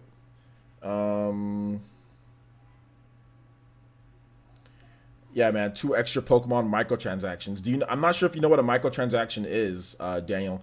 Pokemon DLC, like DLC Pokemon, so like a new fighter, a new character, that's not a microtransaction. A microtransaction is something that you buy on like consoles or a phone that's infinite. So like, for example, let's say you had a video game where it was Sony versus Nintendo, and in order to power up your character, you have to buy Sony water, okay?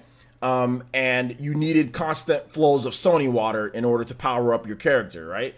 And you can buy constant flows of Sony water. It never runs out. That's a microtransaction, to where you consistently get, you have to buy new things. Or you can just play the game for like, I don't know, 15 hours straight and get 1 vial of Sony water there. That's how you earn your Sony water. So that's what a microtransaction is. Or a more normal, without being silly, a normal microtransaction would be like Fire Emblem Heroes. You buy a pack or you buy orbs to get more Fire Emblem Heroes, and it's like never ending. Those orbs never go away.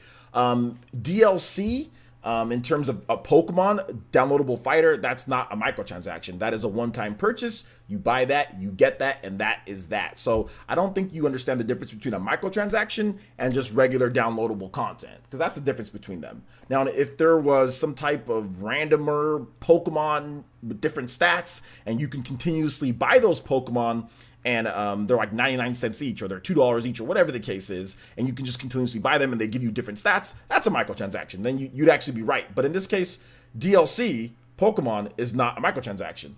And it has nothing to do with Destiny and microtransactions. Like, I'm not sure if you know what you're talking about at all, to be honest. So yeah. Let's see here.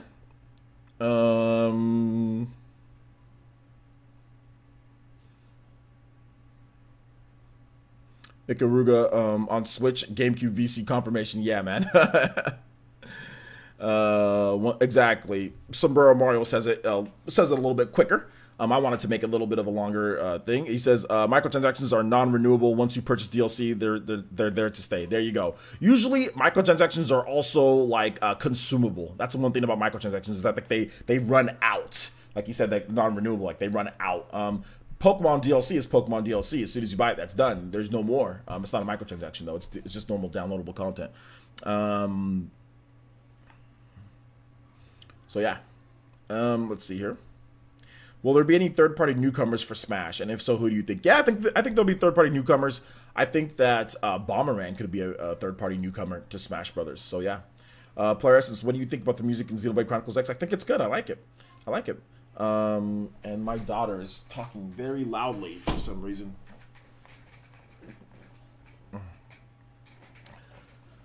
Let's see here.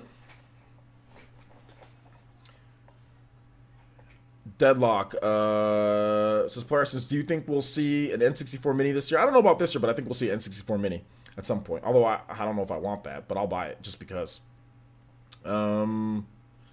Black Reaper 99 says, I would love a game similar to Kingdom Hearts, but with Nintendo characters, if you know what I mean. It would make such a cool game. So like an action RPG. Yeah, I mean, I guess that would be cool. Like an action RPG Nintendo game with Nintendo characters. Yeah, that'd be cool. Even though it lacked RPGs, the N64 was better than the Wii U because it was more consistent with releases and a bigger library of games. That's true. That's true. I think that me outside looking in, yeah.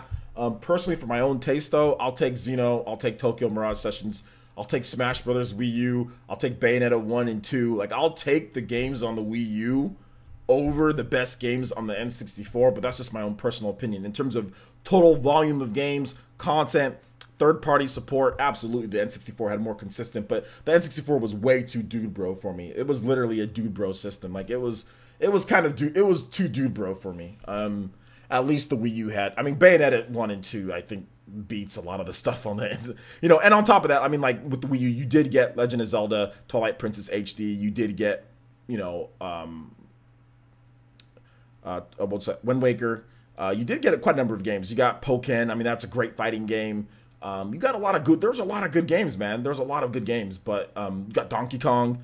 Obviously, Captain Toad was there. You see a lot of the Wii U ports coming over. Hyrule Warriors Definitive Edition. I mean, Hyrule Warriors just in general. So the Wii U had some killers, man. I enjoyed the games on the Wii U more. I think I enjoyed the games on the Wii U more than I enjoyed on the N64. But I can see that the N64 had more games, more consistency. But the N64 was just the games just didn't. I don't know. There was just something wrong with them to me, in my opinion.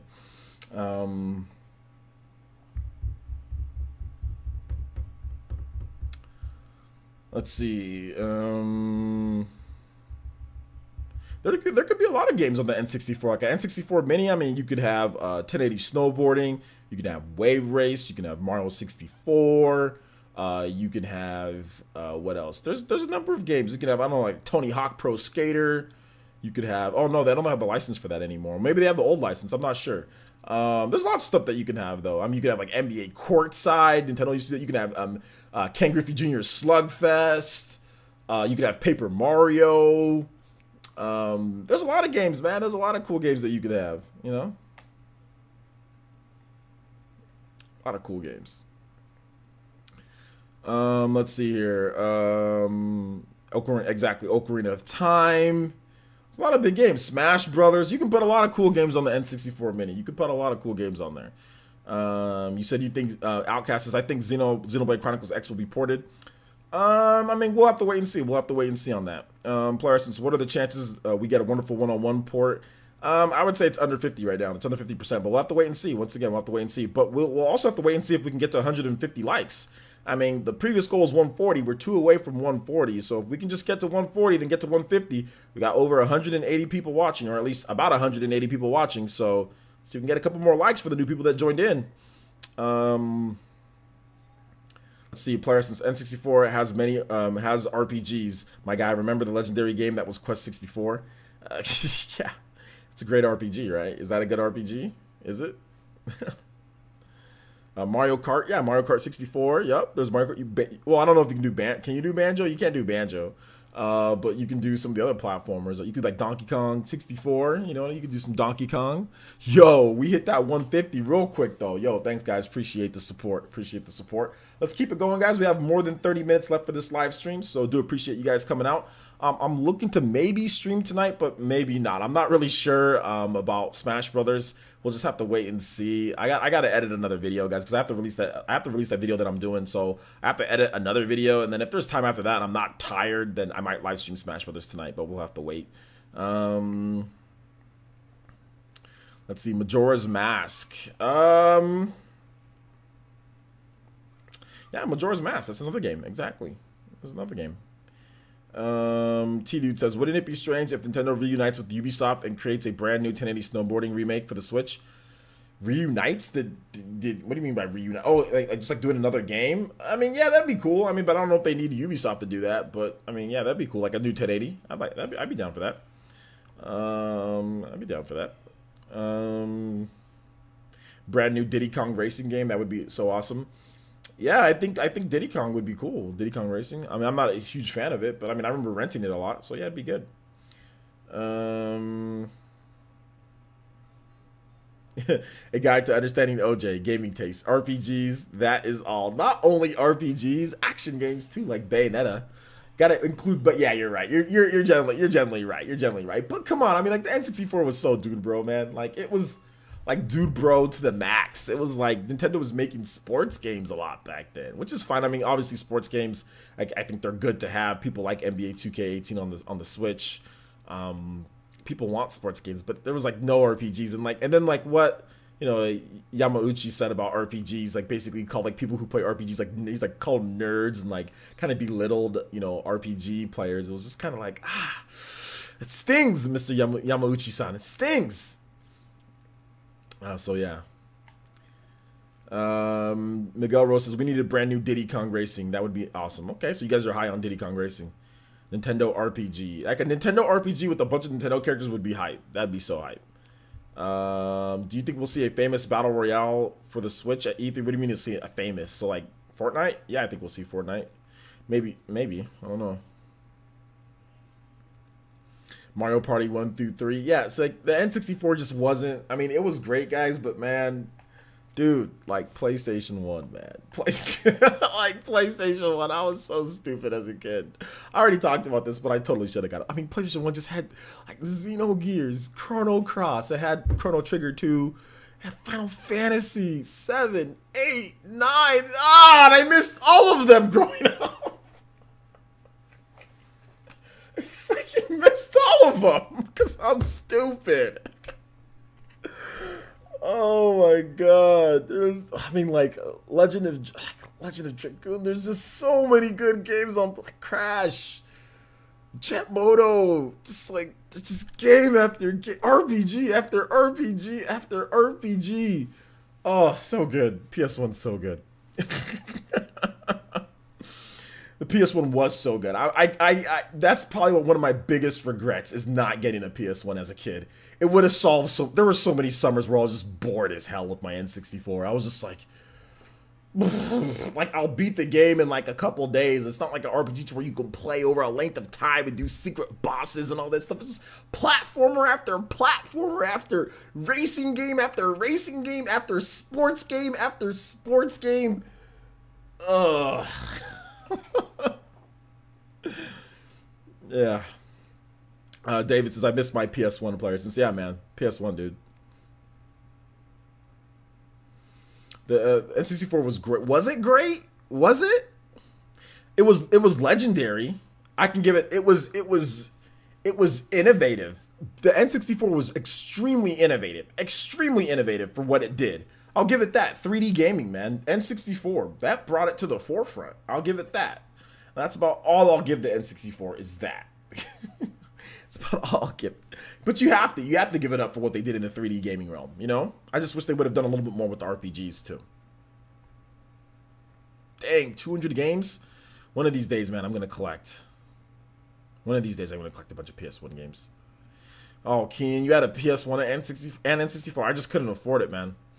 When I got my PS2, that's when I started playing PS1 games as well. Like, I got a PS1. and I got a PS2. So I mean I didn't make the same mistake though. Like I started working at McDonald's, and like in like 2002 or 2003, and I was like, okay, I'm gonna buy a PS2, and I bought a PS2 off my friend that I knew needed like well, I don't know if he was my friend, but it was just like an acquaintance, you know. He was always needing money for something, you know. So I knew he'd sell his PS2. He tried to sell it for me for 150. I was like, nah, that's too much. He's like, all right, I'll sell it to you for 100. Like I waited a couple weeks, and then he really needed some money. I was like, he's like, I'll sell it to you for 100. I'm like, all right, I'll take it for 100. So I got the PS2 and Metal Gear Solid and a memory card for $100 in 2003. Let's go. Let's go. George says, I feel your pain, OJ. I had an N64 instead of PlayStation. Yeah, I mean, N64 was cool. Don't get me wrong. I had fun, you know, but I mean, like Tony Hawk Pro Skater 2. You know, Tony Hawk Pro Skater 2 on the PS1? What? What? Org Battle? Yeah, Org Battle would be good. Yo, shout out Scarlett. How's it going? Good to see you here. Good to see you here. Broke OJ equals the worst OJ. Well, it was kid OJ, so kid OJ can't do anything about it. I was a kid. OJ's N64 PTSD is being triggered. Yeah, it is being triggered a bit. Give me 1 second, guys. Somebody's knocking at my door.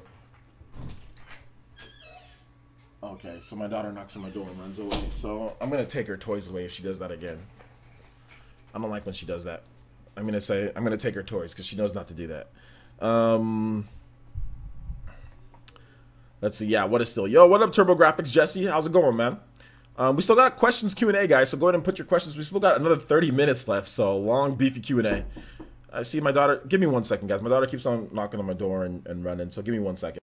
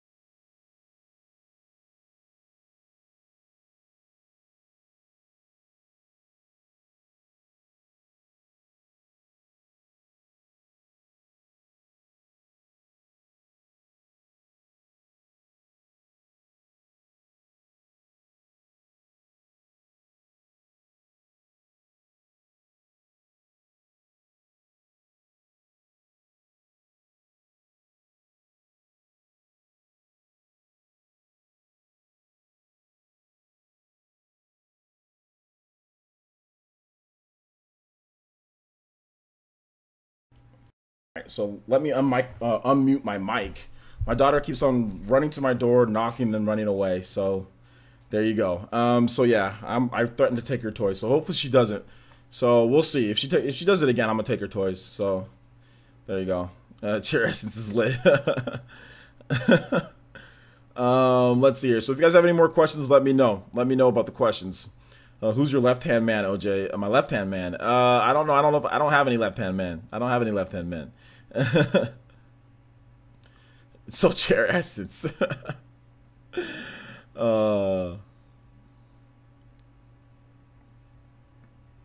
We need news essence with just the chair telling us the news. That'd be pretty cool, man. That'd be lit. That'd be lit.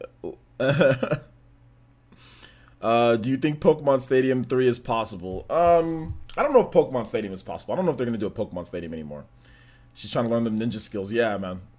Do I like anime? Yeah, I like anime. My whole channel is Naruto themed. Ultra Rukabata says, player since how would you rate the GameCube? The GameCube is really good. In terms of my ratings for systems, it's like number 1 is like the Super Nintendo. Number 2 is probably the Switch. At this point, it'll be the Switch. By the end of this year, it'll be the Switch. Number 3 is like the GameCube. Number 4 is like this, like the NES or like the I don't know, like the NES or something else, and then like Wii U, and then like N64. Like N64 is nowhere near the top for me. Like it's one of my, I don't like the N64. So, N64 might be last for me, dude. It might be last. I don't like the N64. So yeah, N64 instead main Nintendo systems, N64, N64, Wii U, N64, Wii U, NES,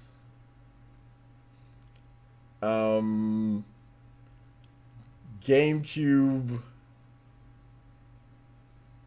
Well, I'm missing the Wii. I'm missing the Wii. Hold up. I'm missing the Wii. All right. So going from the bottom to the top. N64.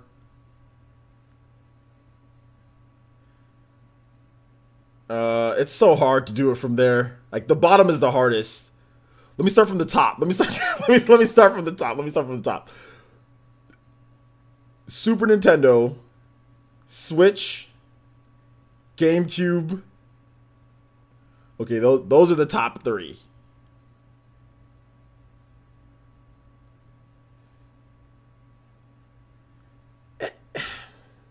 NES, Wii U, or you can swap Wii and the Wii U. Either way, doesn't matter. And then the N64. Did I miss something? I don't know. Virtual Boy is not a main Nintendo system. It's not a main Nintendo system. You know what? I change my lists like all the time. So don't even take my list seriously. Don't even take it seriously because the bottom is the hardest. The top for me is not hard. It's like the top three is not hard. It's Super Nintendo, GameCube, Switch in whatever order that you want. I mean, obviously I put the Super Nintendo number one, but Super Nintendo's one for sure. And then like Switch and GameCube, those are the two that are like vying for second place. Right now, I mean, I guess right now would be GameCube, but the Switch is like not very far behind it. So it would be, yeah, like right now, let's just go ahead and say like Super Nintendo, GameCube, then Switch. That'd be my top three. That'd be my top three. So yeah. GameCube is really good. GameCube is really good. I know I'm stuck again. I know. I'm talking about main Nintendo home consoles, not game. I mean, if we include portables, then it's a whole new ball game. Like it's gonna take me way too long. But the 3DS is one of my favorite Nintendo systems of all time. Like just anything Nintendo, 3DS is easily one of my favorites of all time. 3DS would be up there, probably above the GameCube or near the GameCube. It's definitely 3DS is definitely up there. 3DS is definitely up there. I'm not gonna do a handheld. I mean, I'm not gonna do a handheld right now. Nah, it's too much. Tell us more stories about your worst purchase besides Devil May Cry 2. Another really bad purchase that I had. You know, I can't really think of anything right now, but like I'm pretty sure there's been some pretty bad purchases that I've made. I just can't. It just reads a blank right now, and I can't think of anything. Because usually, like the era that I grew up in, we rented a lot of games. We didn't buy a lot of games, and then like once the PS2 era started, like you could research if you liked the game. So I never really bought bad games because of the internet. You know what I'm saying? Whereas on the NES, I mean, I played a ton of bad NES games. You never knew what you were going to play, but it was always rented games. It was never games that I purchased. So yeah, I mean, I've played a lot of bad NES and Super Nintendo games, though. I played a lot of bad ones, but yeah. Yeah, Switch is getting those JRPGs. Well, the fact that it got Mario, Zelda, Xenoblade, Bayonetta 1 and 2 in the first year is really big. Like the fact that it got that, and like Disgaea, I mean, you got to look at just everything. Like Disgaea, it got fighting games, it got RPGs, it got platformers, it got adventure games, it got open world, it got everything that you need. It got Mario Kart 8 Deluxe, so it got racing, it got like everything that you need in almost every single genre. It got Doom, so we got a first-person shooter, we got a first-person action-adventure game or RPGs, Skyrim. I mean, we got like Detect LA Noir. Like, I mean, there was just so much stuff Switch got in the first year. It's hard to not sit here and say, okay, Smash is coming out this year too. Fire Emblem's coming out this year too. Okay, Bayonetta 3 is coming out at some point. Metroid Prime 4. Like, it's hard to not sit here and say that Switch isn't already in the upper echelon within the first year. Like, before, this type of output from a first-party studio would take 3 years before, or 2 years, you know, in terms of the amount of games. Whether they were ports or not, it would take a long time to get this many first-party games on a Nintendo platform. But the Switch is just killing it. Like, it's just, there's just too much. There's just too much. So... what do I know about FuncoLand? FuncoLand used to be a place that I used to go before, like, that turned into like GameStop, right? Or EV Games and all that. So yeah, I know a lot about FuncoLand. Do I think Fighter Z is coming to the Switch? Probably, Bennett Peters, probably. Nathaniel Ventura says, Player Essence, yo, they just announced Luminous Remaster for the Switch. They didn't just announce that, Nathaniel Ventura. That's been announced for, like, that was announced at the Nindies Direct, like, a couple months ago? Or whatever, that Nindies showcase, that was announced a while ago. That was announced a while ago. That was not just announced. Let's see here. The Swiss Army knife. Yeah, man. Switch has a lot.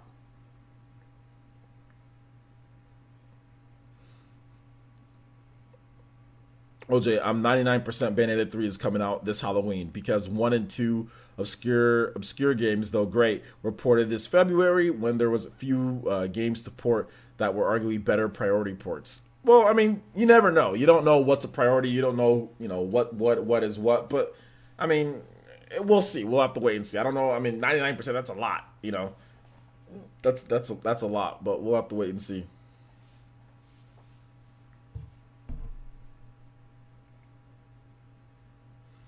OJ, Switch has no games. Exactly. It has 0 games. No games. DJ King Gaming says, Player, since one of my greatest gaming moments as a kid was buying a second N64 for $1 at a store that sold everything for less than $5. What type of store was that, dude? I needed to get that. I need to go to that store. I need to be raised somewhere near that store. Shout outs to Mason Gifford, who donated $5 and says, keep up the great work. This is the only place I go to for video game news. Yo, shout outs, man. Thank you so much. Do appreciate the $5 donation. Of course, everyone in the chat, please give shout outs to my boy, Mason G. Hit us with that quick donation. Do appreciate that, my guy. Do appreciate that. Who is this Yamaguchi guy? Yamauchi? You don't know who Yamauchi is? Okay, so Yamauchi was like the Yakuza lord of Nintendo. Nah, he was the president of Nintendo before Satoru Iwata was the president of Nintendo. So Yamauchi was the president for a long time, from like, was it like the 60s or 70s or something like that? He was a president from all the way till then, all the way to like 2000. You know what I'm saying? Like, he was the president of Nintendo for such a long time, and he was known for his like ruling Nintendo like with an ironclad fist, you know, because Yamauchi went through the video game crash of the 80s, and like, so that developed a lot of stringent policies for third-party developers in terms of what type of games that they can put on there and everything like that. And he had a very like stern and you know, ruling with the iron fist type of policies when it comes to stuff, you know, when it comes to third parties and when it comes to things. So, I mean, he did some great things, but then there were some things that he did that wasn't so great. But Yamauchi is a legend within the Nintendo, within Nintendo itself. I mean, still to this day, like, everyone at Nintendo acknowledges Yamauchi as the man, you know what I'm saying? Like, the man beforehand. So, like I said, that was the president before Satoru Iwata took over. So yeah. Japanese third party. I don't think really anybody liked him that much when it comes to the third party relations at all. I don't know if it was just Japanese. It was just lots of third party developers didn't like him as much. Sony has been, to be honest, Sony has been winning since day one. They very rarely lost a console generation. The only one was the 7th gen. Outside of that, with all their main systems, they've won every single one since they've been in the game.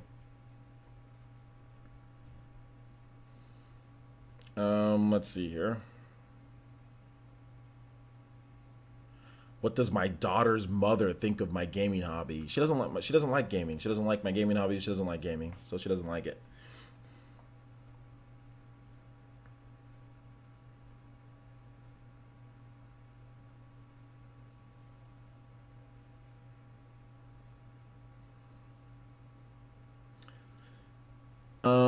Jay Davey says, Player Essence, do you think we'll ever see Seiken Densetsu 3 remake at some point? Bruh, we need to see the Seiken Densetsu game come over. Like, skip the remake. We need to see the actual game. It's never been localized. So, I mean, no.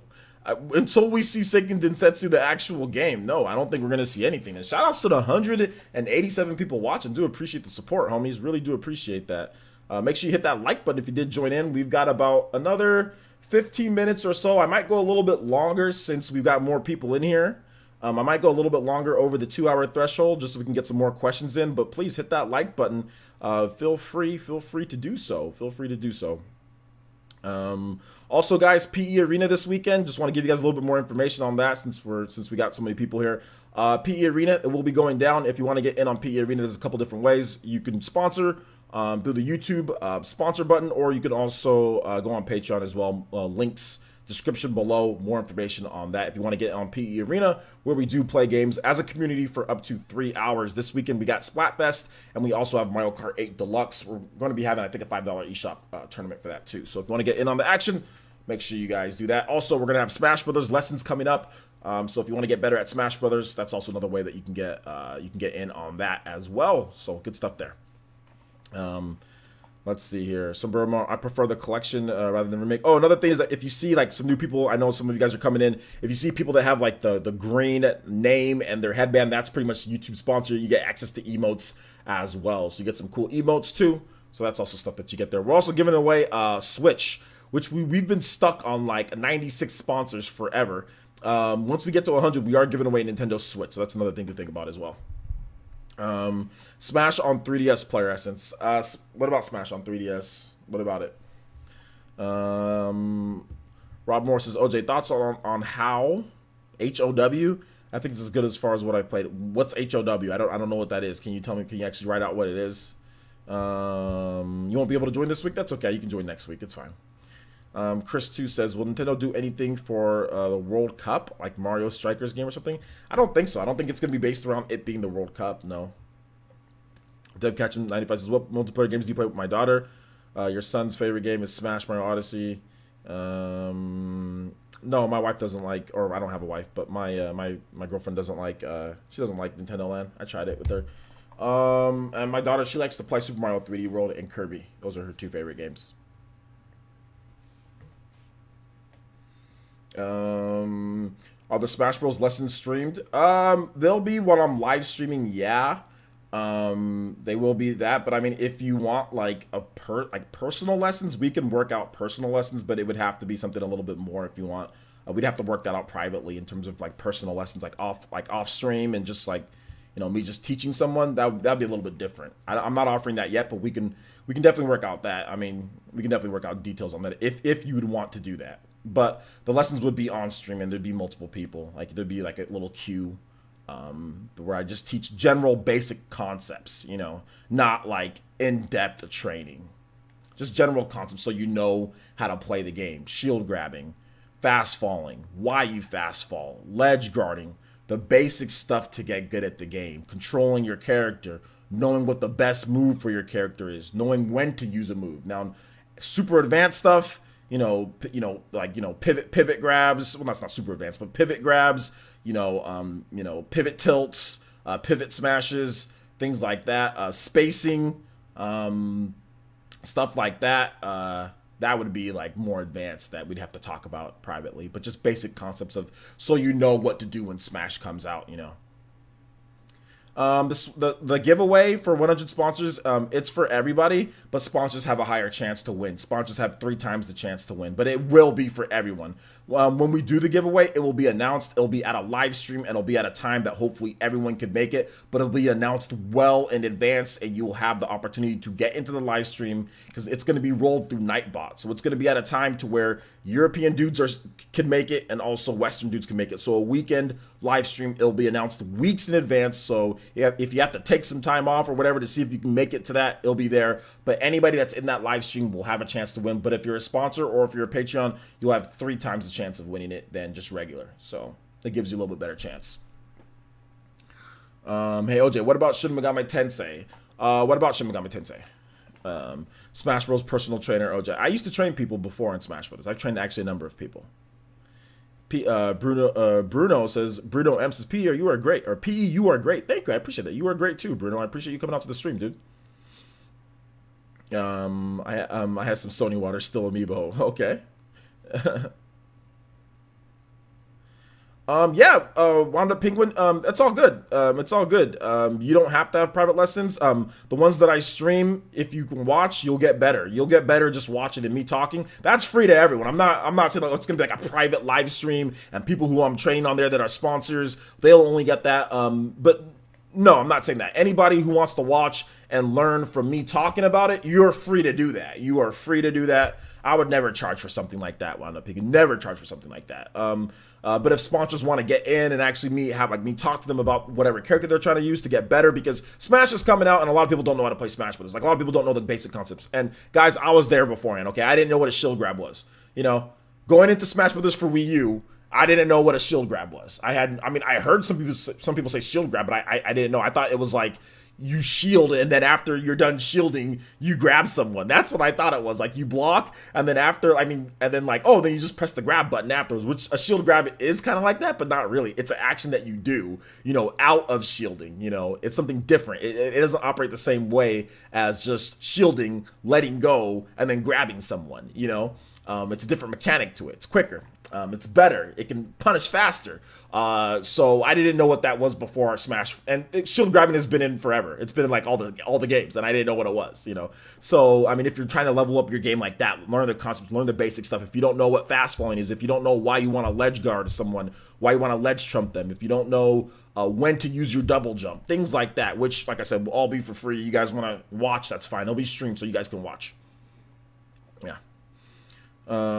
Yeah, I don't know jack about how to be good in Smash. Well, this would be perfect for you to watch. Like, we're gonna do a lot more, and then when Smash actually launches, I think there's gonna be a lot more interest in, like, you know, people wanting to do like lessons and people wanting to do stuff like with the sponsorship and all that. So I think once it actually launches, people are gonna be more probably want to do it more, so you guys will get more live streams in that. And there's gonna be different mechanics, so there's gonna be new mechanics for me to learn too. You know, I don't think it's not all gonna be the same mechanics, guys. So there'll be new stuff for me to learn too. Yeah, no problem, Costumel. No problem. Kojima for president. What's up, OJ? What's up, Rebel One? What's up, my boy? Do you think any truth behind the Fire Emblem Mutiny pirate theme? No, actually, no. There's no truth to that. I know I did a video on it, but there's no truth to that. Party Man says player essence 1 month and some change till E3 and Smash Brothers Switch. I'm pretty excited. I'm excited too. Rob Moore says, sorry, OJ, I meant God of War, but if you're down for a few rounds of Street Fighter 30th, I'll beat you a few rounds. Yeah, Rob Morris, I don't know if I'm going to be playing Street Fighter as much. I'm going to be pretty busy with a lot of the PE Arena stuff, so if we play it on there, then we'll definitely get some PE Arena rounds in. But yeah, I don't know if I'm not sure if I'm going to have time to play Street Fighter like that, though. But yeah, man.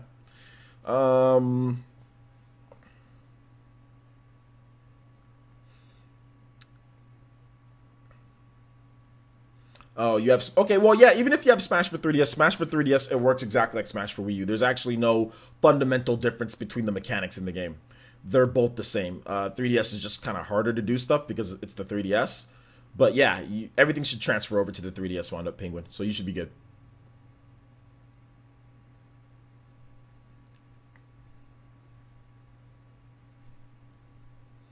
I was decent as a Greninja, but hashtag best Pokemon. Were you? I'd love to see your Greninja. Well, there's more to just getting good at Smash than just playing it. I played Smash forever, dude, and I was not good. Like, you need someone to tell you this is how you need to watch someone, and you need to hear someone say certain things, because Nintendo doesn't do tutorials in Smash. They do a really basic, horrible tutorial that tells you the very basic fundamentals of the game, but they don't tell you shield grab. They don't tell you ledge guarding. They don't tell you ledge trumping. They don't tell you any of this stuff. So in order for you to actually get good at the game, you need to hear someone say, this is what you do in this, or you need to watch and mimic what somebody does at a tournament level. That's the only way that you'll get good. You can play the game a million times over, but it won't teach you and it won't tell you the things. I mean, you can get good with movement, you can get good with certain things, but until you watch competitive players that know what they're doing and say the certain things, you won't get good. I didn't get good enough, at least, to play at the level that I do play, which is an average to competitive level. I didn't get good just playing the game. I literally had to tune in, watch what the tournament players were saying, go to streams, listen to what they said, and listen to why they said certain things and why, what they said about the characters that you want to use. Why? Because they're gonna use the best things. They're gonna know how to. They're gonna exploit the game. They're gonna exploit the crap out of the game. So there you go.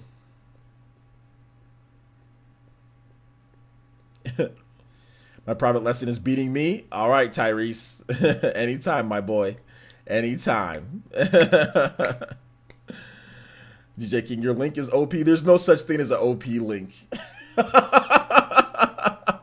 There's no such thing as an OP link, DJ King. Link is bad in every single game that he's in. Link is in every single Smash game that he's in. Link is not good. Fabian Gray says, yo, PE, I'm back on YouTube. Yo, shout outs, Fabian. Appreciate that, man. Thanks for coming out to the stream. You say you can't handle your King Dedede? Your King Dedede is probably King Dedede trash, if you want me to be honest, because King Dedede is not a good character.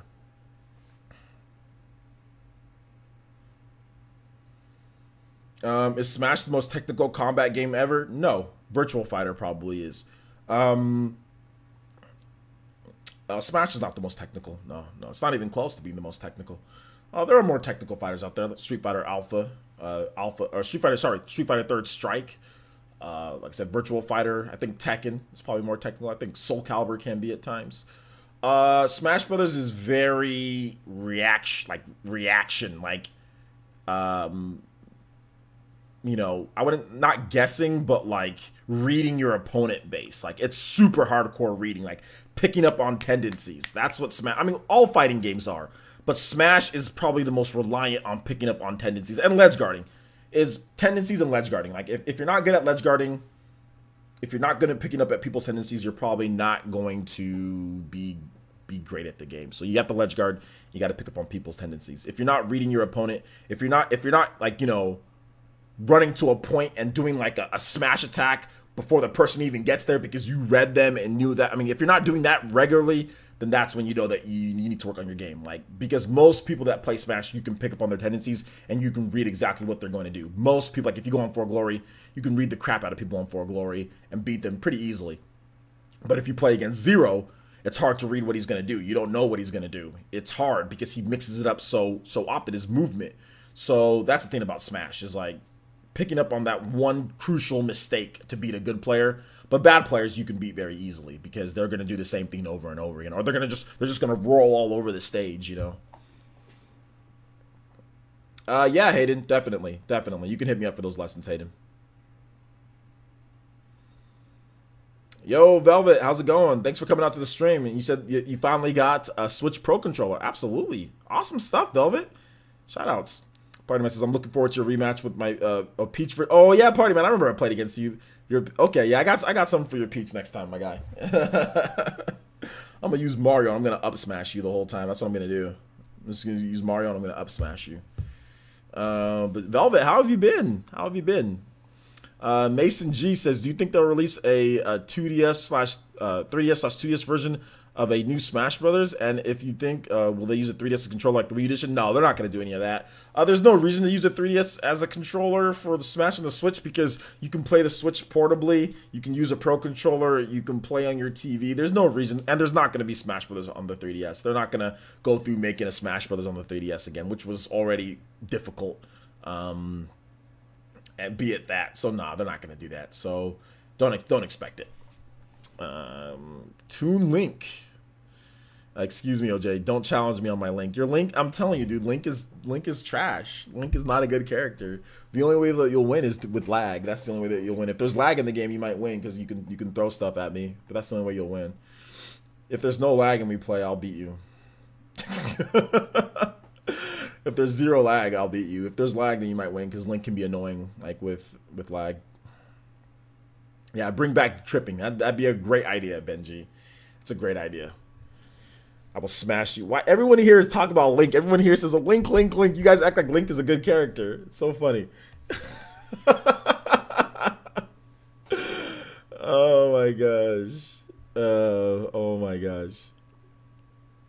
DX11332 says, I suck at Smash. My Kirby is pure trash. Well, at least you're honest with yourself. Watch my lessons that I'll be doing. Watch me play, and hopefully that can help you out with Smash. If you want to watch there's not really a ton of great Kirbys out there, but just go to tournament sets and watch.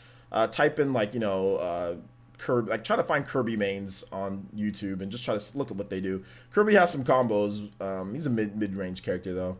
But if sometimes, guys, not being good at the game is because you're picking the wrong character. If you pick a character and, like, you like that character, like, in real life, like, or not real life, but if you like that character in terms of their game, don't just pick a character because you like that person. You know what I'm saying? Like, pick a character that also suits your needs. I mean, you can pick a character because you like them. Like, you can pick Link, but Link shouldn't be, like, your only main. Like, you shouldn't be solo maining Link. Link shouldn't be your best character in any Smash Brothers game. Like, you should pick Link, and then you should also pick someone else. And you should also pick someone that suits your gameplay style. Like, if you don't like zoning and throwing projectiles, then don't pick a character that zones and throws projectiles. Like, if you don't like for example, like Olimar, you know, or something like that. If you don't like that, then don't do that. You know what I'm saying? So pick a character that more suits your play style. You know, like Fox, if you like to be, like, more aggressive or something like that. So shout outs to is it Mac Dan Knife?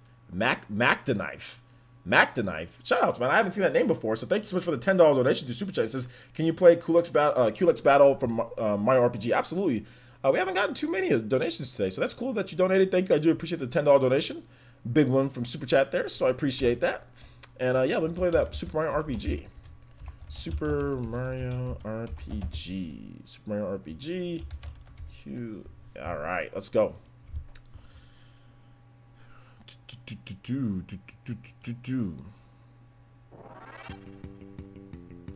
This is good stuff right here, guys. I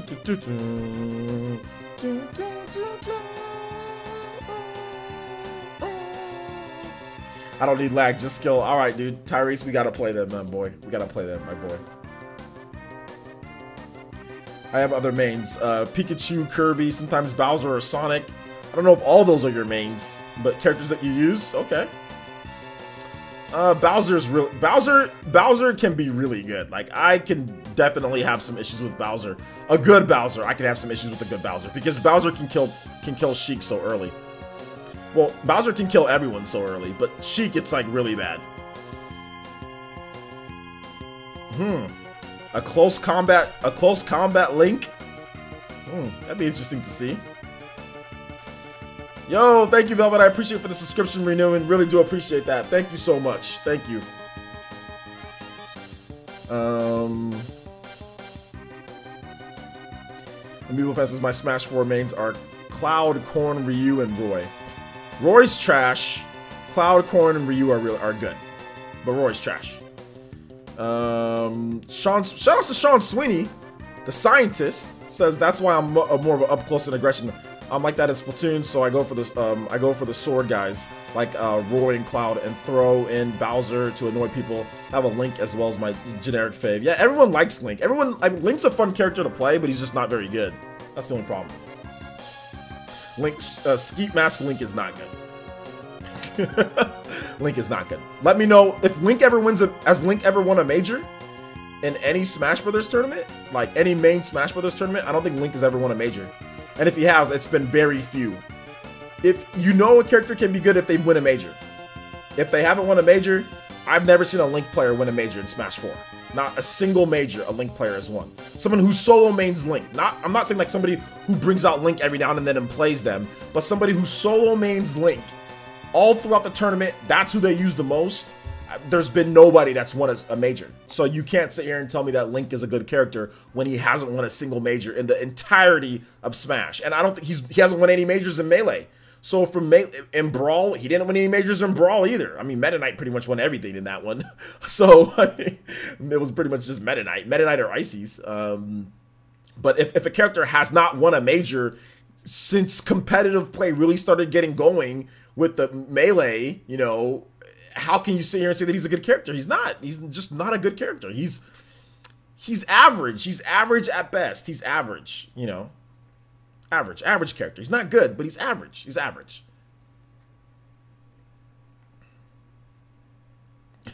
Carbon Roller main and Lumar, okay. Ryu is kind of trash. Ryu is not kind of trash. Ryu's actually really good. Ryu's good. I'd put Ryu at a solid B to A tier. Ryu's really good. Ryu can kill very quickly. Ryu can kill his true Shoryuken. It's absolutely devastating. You make the Shoryuken input and you hit somebody with that, with some rage, you can kill them. I've been killed like at 30-something% with the true Shoryuken, with a rage Ryu. Ryu's actually pretty good. And Ryu's won some pretty high-level tournaments as well. So I'm going to say Ryu's actually pretty good. Roy is not trash. Roy is definitely trash. Roy is definitely trash. Roy is not a good character in Smash Brothers. Roy is not a good character in Melee. He's not a good character in Smash Brothers for Wii U. He's fun, but he's not a good character. His recovery is trash. Like the way he recovers onto stage, it's too exploitable. You're just gonna get ledge guarded the whole time. It's trash, and it's just not a good recovery. Not a good recovery. And in order to get the most out of his power, you got to be very close to the person, which can make you susceptible to shield grabs because you're always trying to get close. Someone blocks it, they just grab you. They just shield grab you every time. That's what I do to Roy. You just shield grab them because you know that they're trying to get really close to you because Roy's power in his blade, that's really where you're going to get all your powerful hits, right? It's where you can actually knock people back is when you're closer to them. The closer you are to the enemy, the more powerful his blade is. Well, the closer you are is also more susceptible to getting shield grabbed. You know, so there you go. When are you getting your monthly Myconics? I already had some Myconics for like today, so I don't get any. But I don't get any more Myconics for May. No more Myconics for May.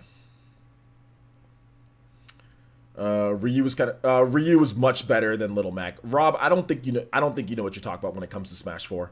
I don't think you know what you're talking about at this point. Little Mac is really bad off the stage, obviously, but Little Mac is a mid-tier character because of how strong he is on the ground. But I'm not sure if you know what you're talking about at this point. Because there's been Ryus that have won actually big major tournaments. Trella was an old Ryu main that he doesn't play anymore. But when he did play, he's won some big 2GG tournaments.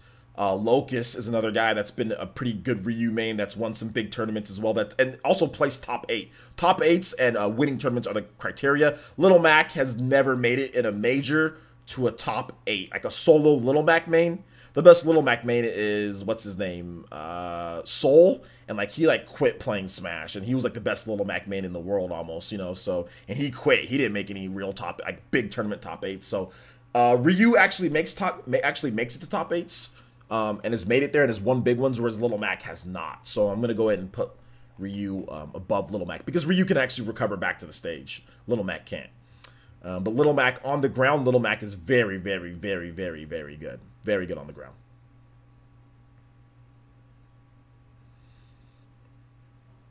Very good on the ground. Player Essence, how does the Villager place on the tier list? Villager is mid to upper tier. Some people have Villager in the B range. So if we're going S is the top tier, A, B, C, D, and F, or D, F, whatever. Villager is right around the C to B tier. Some people have placed Villager as high as A, but not really anymore. Not with the advent of DLC. So Villager's right around the B tier. Good tools, good weight, good recovery. Has some stuff that you can do. Has some kill power. Has some good ledge guarding tools. But there's it's like a lot of tricky stuff that you have to set up. You know, like planting the seed, using the axe to cut down. I mean, there's a lot of stuff that you have to do. Very zony character, but definitely has some good tools. Villagers actually won some major tournaments. I know Renai, that was a Villager main. He's won some big ones in Japan. He doesn't really play as much anymore, but Renai pretty much was the best Villager. And he made it to he almost beat Zero at Genesis 4. Back when Zero was in his crazy reign, you know, of winning tournaments. So the fact that a Villager was in the grand finals of a stacked tournament like Genesis kind of shows you how good Villager can be, you know.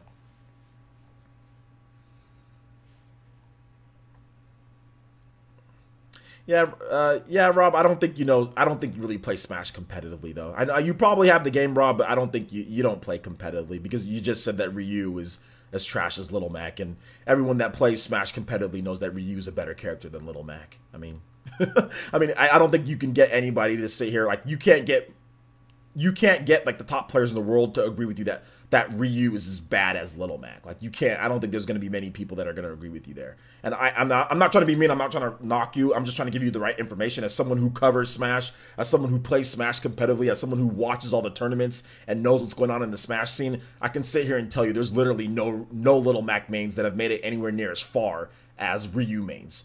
Usually you can tell what the best characters are by how they place in tournament.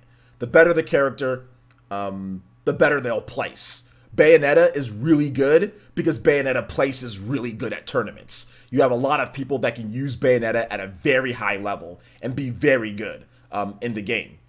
So that's the reason why everyone says Bayonetta is the best character. It's because of her tools and how she places. Bayonetta has won majors. Bayonetta won Evo. You know, Bayonetta is a very good character because of how she places. Not because we like the character more than some other character or because of certain things that they can do. It's based on their placement. That's how the tier list goes, guys. The competitive community makes these tier lists, not Nintendo. The competitive community does. So that's how you know how good characters can be, is based on the competitive community, not based on what Nintendo does. It's based on the competitors going out there and proving who are the best characters are, because a lot of the competitors, the best guys that are sponsors, are going to use the best characters. I mean, that's just right fact. So that's how we get the tier list, guys. It's not just random or just like playing around in practice mode or something like that, you know. So yeah. OJ, I'm getting Rocket League. Would you recommend it? Absolutely. Rocket League is fantastic, and Velvet, we play Rocket League on PE Arena, so you're more than happy to play Rocket League with us. Absolutely, Velvet. Absolutely.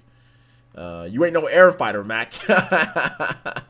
You ain't no air fighter. DJ Revista says, Player Essence, OJ, have you seen I Studies Greninja? I base my Greninja play style on his a bit. Yeah, that's probably the best guy to watch if you want to get good with Greninja is I Study, and he's the guy from France, right? The black dude from France. Yeah, he's really good. We're not. Is it France or is it from the Netherlands? One of those two, something like that. I know he lives in Europe. But yeah, I've watched this Greninja. Very good Greninja. He's won some big tournaments over there in Europe. Or he's been in the top 8 for some big ones. So yeah, if you're basing your style of gameplay off of him, then then you're good. You're in a good boat. You know what I'm saying? Like that's what you want to do. That's what you want to do. So yeah.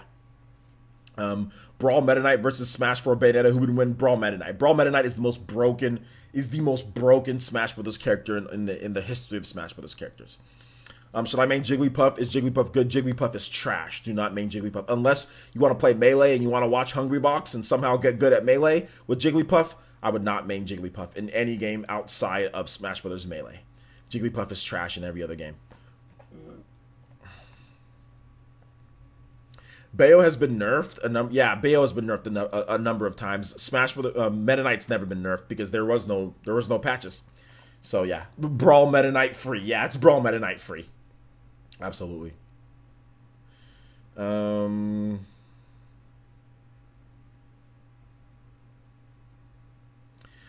says, "What do you think of a Pikachu and Kirby? I've been playing with them more than Link lately." Kirby. I'm not so high on Kirby, but I like Pikachu. Esam and Ridial or Ridie or whatever his name is have proven that Pikachu can be a force. Esam in particular, Esam has made multiple top 8s. Esam has won some smaller AA type of tournaments. I mean, I don't think Esam's won a major yet, although he's been in a lot of top 8s at majors, and he uses Pikachu. So yeah, I'm gonna go ahead and say Pikachu would probably be your bet. But once again, you don't know what's gonna happen in Smash for the Switch. You don't know how they're gonna get nerfed, how they're gonna get changed around. But Pikachu is the best character out of the ones that you mentioned there. Yeah. Wii Fit Trainer is the god of Smash Bros. Not really, but I know you're joking. I know you're joking. Let's see here. Player since the best fighter in Smash 4 is Ice Climbers. Well, Smash 4 doesn't have Ice Climbers, but if you mean Smash Switch might have Ice Climbers. Supergirl Kells, she doesn't really use Kirby too much. That's a secondary. She uses Sonic, and Sonic's a good character. Sonic is an A ranked character. But Supergirl Kells is definitely a Sonic main. She's not a Kirby main at all. But she's very good at the game. Supergirl Kells would probably destroy me in Smash Brothers. I hate Sonic, but she'd probably destroy me in Smash. But yeah, she's a very good player. Very good. Not sleep on Supergirl Kells. But she's a Sonic, dude.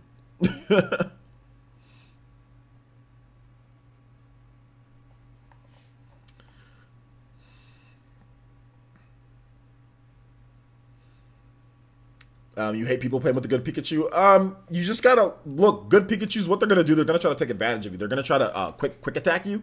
So just be ready for the quick attack. You know, just be ready for the quick attack, and you'll be okay. Be ready, and don't try to punish the quick attack too quickly. Even though that makes sense.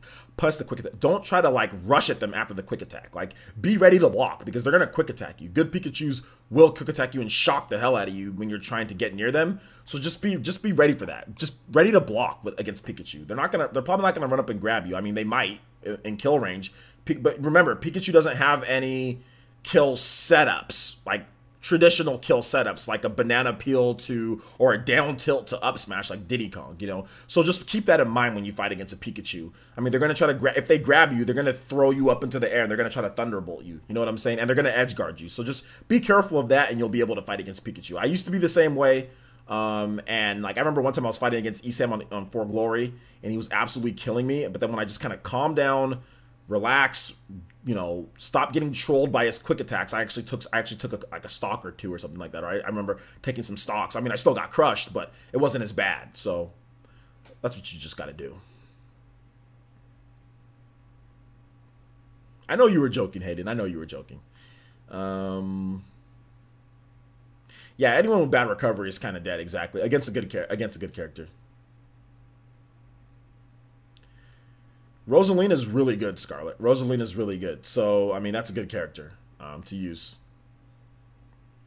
Yeah, Sonic is annoying. I just be annoying too. Whenever I face a Sonic and they're being annoying, I just throw needles at them. That's what I do.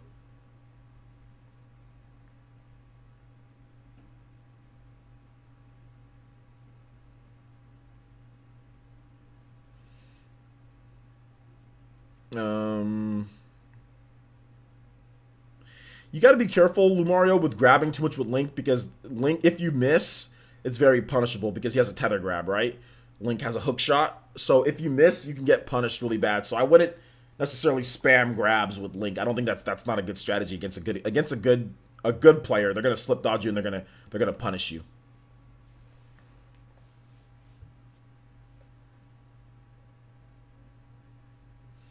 Skeet Mask said Captain Aya Pikachu main just recently beat MK Leo in tournament. Yeah, but MK Leo still has a lot more victories though. I mean, but yeah, like I said, Pikachu's a good character. Pikachu's an A-ranked character. Pikachu's not a bad character, but I mean, obviously MK Leo is MK Leo. You know, he's the most talented, gifted young Smash player that I've ever seen in my life. You know, So yeah, I don't know how often that's gonna happen with MK Leo with how good he is, you know, and you know he's good because he uses Marth. He uses Marth and wins majors, you know, or he can use Marth to get to top 8s. I mean, you don't usually see Marth players in top 8s, but MK Leo's Marth is on a whole nother level from every other Marth out there. There are no other Marth players that are even anywhere near MK Leo. So he's pretty much pretty good.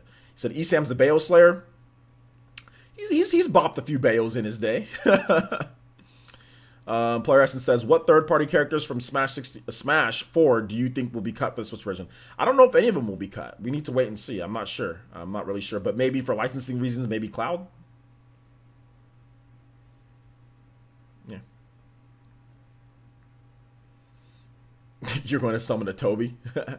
Rosalina is your main. That's a good main to have. Make sure you watch Scarlet. Make sure you watch a lot of The Buzz whenever you get the opportunity. If you have some free time, watch The Buzz play. Watch The Buzz. or a Japanese dude named Kirihara. Watch him play and watch the Buzz play, and that will level up. Just watching them will level up your Rosalina play by like a million. Like, I watched the Buzz play, and I know how to use Rosalina a little bit just from watching the Buzz play Rosalina. Like, what to do with Rosa, you know? I main Boruto dad in Smash. Yeah, I wish. Lucina, I main in OJ. Or Lucina, I main. OJ is Smash. Oh, you main Lucina in Smash? Is that what you're trying to tell me, Scarlet? Okay. Oh, okay. You main Lucina? Okay, so if you're a Lucina main, just watch Marth mains, and then just Lucina is just an easier Marth. Like, the blade is balanced. Her blade, like Marth is tippers, right? If you get a tipper, you're gonna hurt them. But if you don't get a tipper, not so much. With Lucina, the blade is evenly powered. So you're not gonna get as much power for a tipper, but you're gonna get, like, it doesn't matter your spacing, you know. So, I mean, I personally feel that people who pick Lucina should also learn how to use Marth, but then again, at the same time, I mean, they're interchangeable.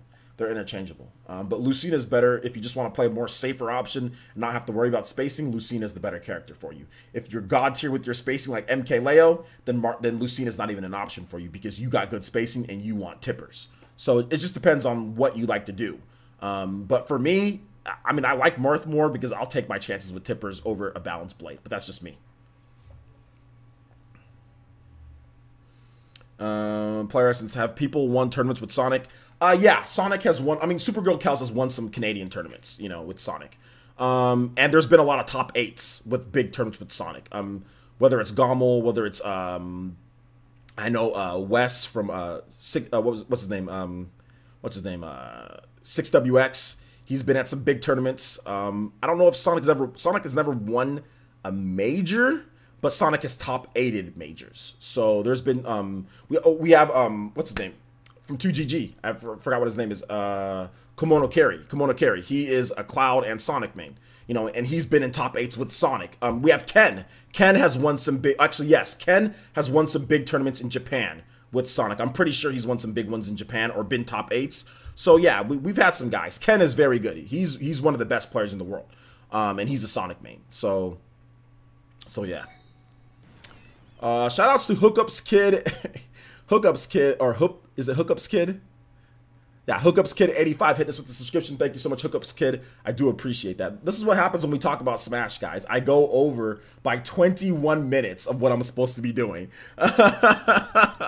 Smash Bros. That's what Smash does to us, right? We just start talking about Smash, and all of a sudden, 20 minutes later, we're still talking. So I'll answer a couple more questions, and then we'll wrap this one up. We get some subscriptions with Smash Talk too, right? The Tactician Musician also hit us with that subscription. Thank you so much. Do appreciate the Tactician Musician. Thank you for coming out. Welcome to the Elite Ninja Village of Player Essence. Everyone in the chat, please make it feel very welcome. Has anyone won tournaments with Yoshi? There's been some top 8s with Yoshi. I know, what's his face? The guy that was in the finals, Evo 2016. I forgot what his name is. A Japanese dude. He's a Mega Man main as well. I know he's won some tournaments. I know Yoshi's a secondary for him, but Yoshi's not a character that's in a lot of top 8s or wins a lot of tournaments, so no. But Yoshi's not a bad character. Yoshi's a solid B. Some people have Yoshi even higher. Yoshi's a great character. It's just Yoshi has some deficiencies with the recovery and stuff like that. OJ, how many Falcos have won majors or placed high? None. None. The only guy that I would say that I think AC, he is not a bad, but he uses Meta Knight. You know, he's not a solo Falco main. We have what's his face? Keitaro. Keitaro is more of a commentator than he is a Smash 4 player, and he likes to go to Mexico a lot and do weird streams in Mexico. But like, he's a pretty good Falco. And he's probably one of the best Falcos. He's placed highly, but not at majors. Not at majors. But he can win some AA tournaments, some B, like maybe some C ranked tournaments, some B ranked tournaments. He might be able to get into like the top 32, top 16, maybe even the top 8 if he's really trying hard and he trains. But no, Falco's not a good character. Now in Brawl, yeah, Brawl Falco was better. So in Brawl, Falco did better, but not in Smash 4. Falco's just not a great character in Smash 4. Solid mid-tier character, but really slow, bad recovery, not the best recovery, very predictable. So yeah, Falco's just not a great character. So yeah. General gaming media, why are you worrying about that? I mean, Switch has been out for how many years? Who cares if the Switch has 32 gigabytes in 2018? What does that matter? We all know it. Actually, it was 2017 when it launched, and you can have SD memory to improve your memory on there. It's a portable device, and it's a home console. If they put more in there, it would have costed a lot more because it's flash memory. It's super fast. So why are you laughing? There's nothing to laugh about. It's not a stationary home console, my boy. It's a hybrid device. Name any hybrid devices that you know that can play games on the go and at home that's affordable, that have more than 32 gigabytes of flash memory stored. Let me know. And once you do, then I'll laugh with you. Once you can name one, name a hybrid device that actually has that. But until then, nice troll attempt. Nice troll attempt, my boy, but you fall flat on your face because you're not very smart. But general gaming media, it seems like you're a troll, so you're just gonna go ahead and we're gonna just go ahead and hit you with the ban. You came here to troll, so hey guys, we got a Toby in the chat. So let's go ahead and you came here to troll, so you can see your way out. See your way out of here, my boy. Nice try though. Nice try though. Nice try. Nice try. No, don't troll him back. God of War is great. Don't stoop down to his level. See what I'm saying? Like, people like him aren't smart, and they know that they're not smart because they spend time going to someone else's channel and trolling. Obviously, his mom sent him to his room for the day. You know what I'm saying? He's done with school. Maybe he's finished his homework. You know what I'm saying? Probably didn't do that well on his homework because he's spending time, instead of, you know, doing something that a productive young person would do, he's spending time trolling. So he's not very smart, first of all. So probably doesn't do well on his homework. Probably needs a lot of help. You know, when I was a kid, they called it hooked on phonics, that the kids that needed help. So he probably has the modern version of that. So don't troll him back. God of War is great. PlayStation is good. Don't stoop to his level. Tobies are Tobies, but don't ever be a Toby back to a Toby. You know what I'm saying? We just smack them and get them out of our stream. You know what I'm saying? We don't stoop to that level here on Player Essence. All the systems are cool. God of War is cool if you want to play God of War. PlayStation is cool. It's a great system. It's doing good. I got an Xbox. I got all the systems. I got PC. Don't stoop to their level. You know what I'm saying? Don't stoop to their level. So we just smack them and get them. We just smack them, get them out of here. Get them out of here. Exactly. Don't feed the trolls. But yeah, he's not very smart. When I was young, I didn't go around wasting time and talk about video games. I mean, you know this guy's never kissed a girl before. You know he's never even gotten close. You know he's having problems. So that's why he comes here to talk about video games and troll in the way that he does.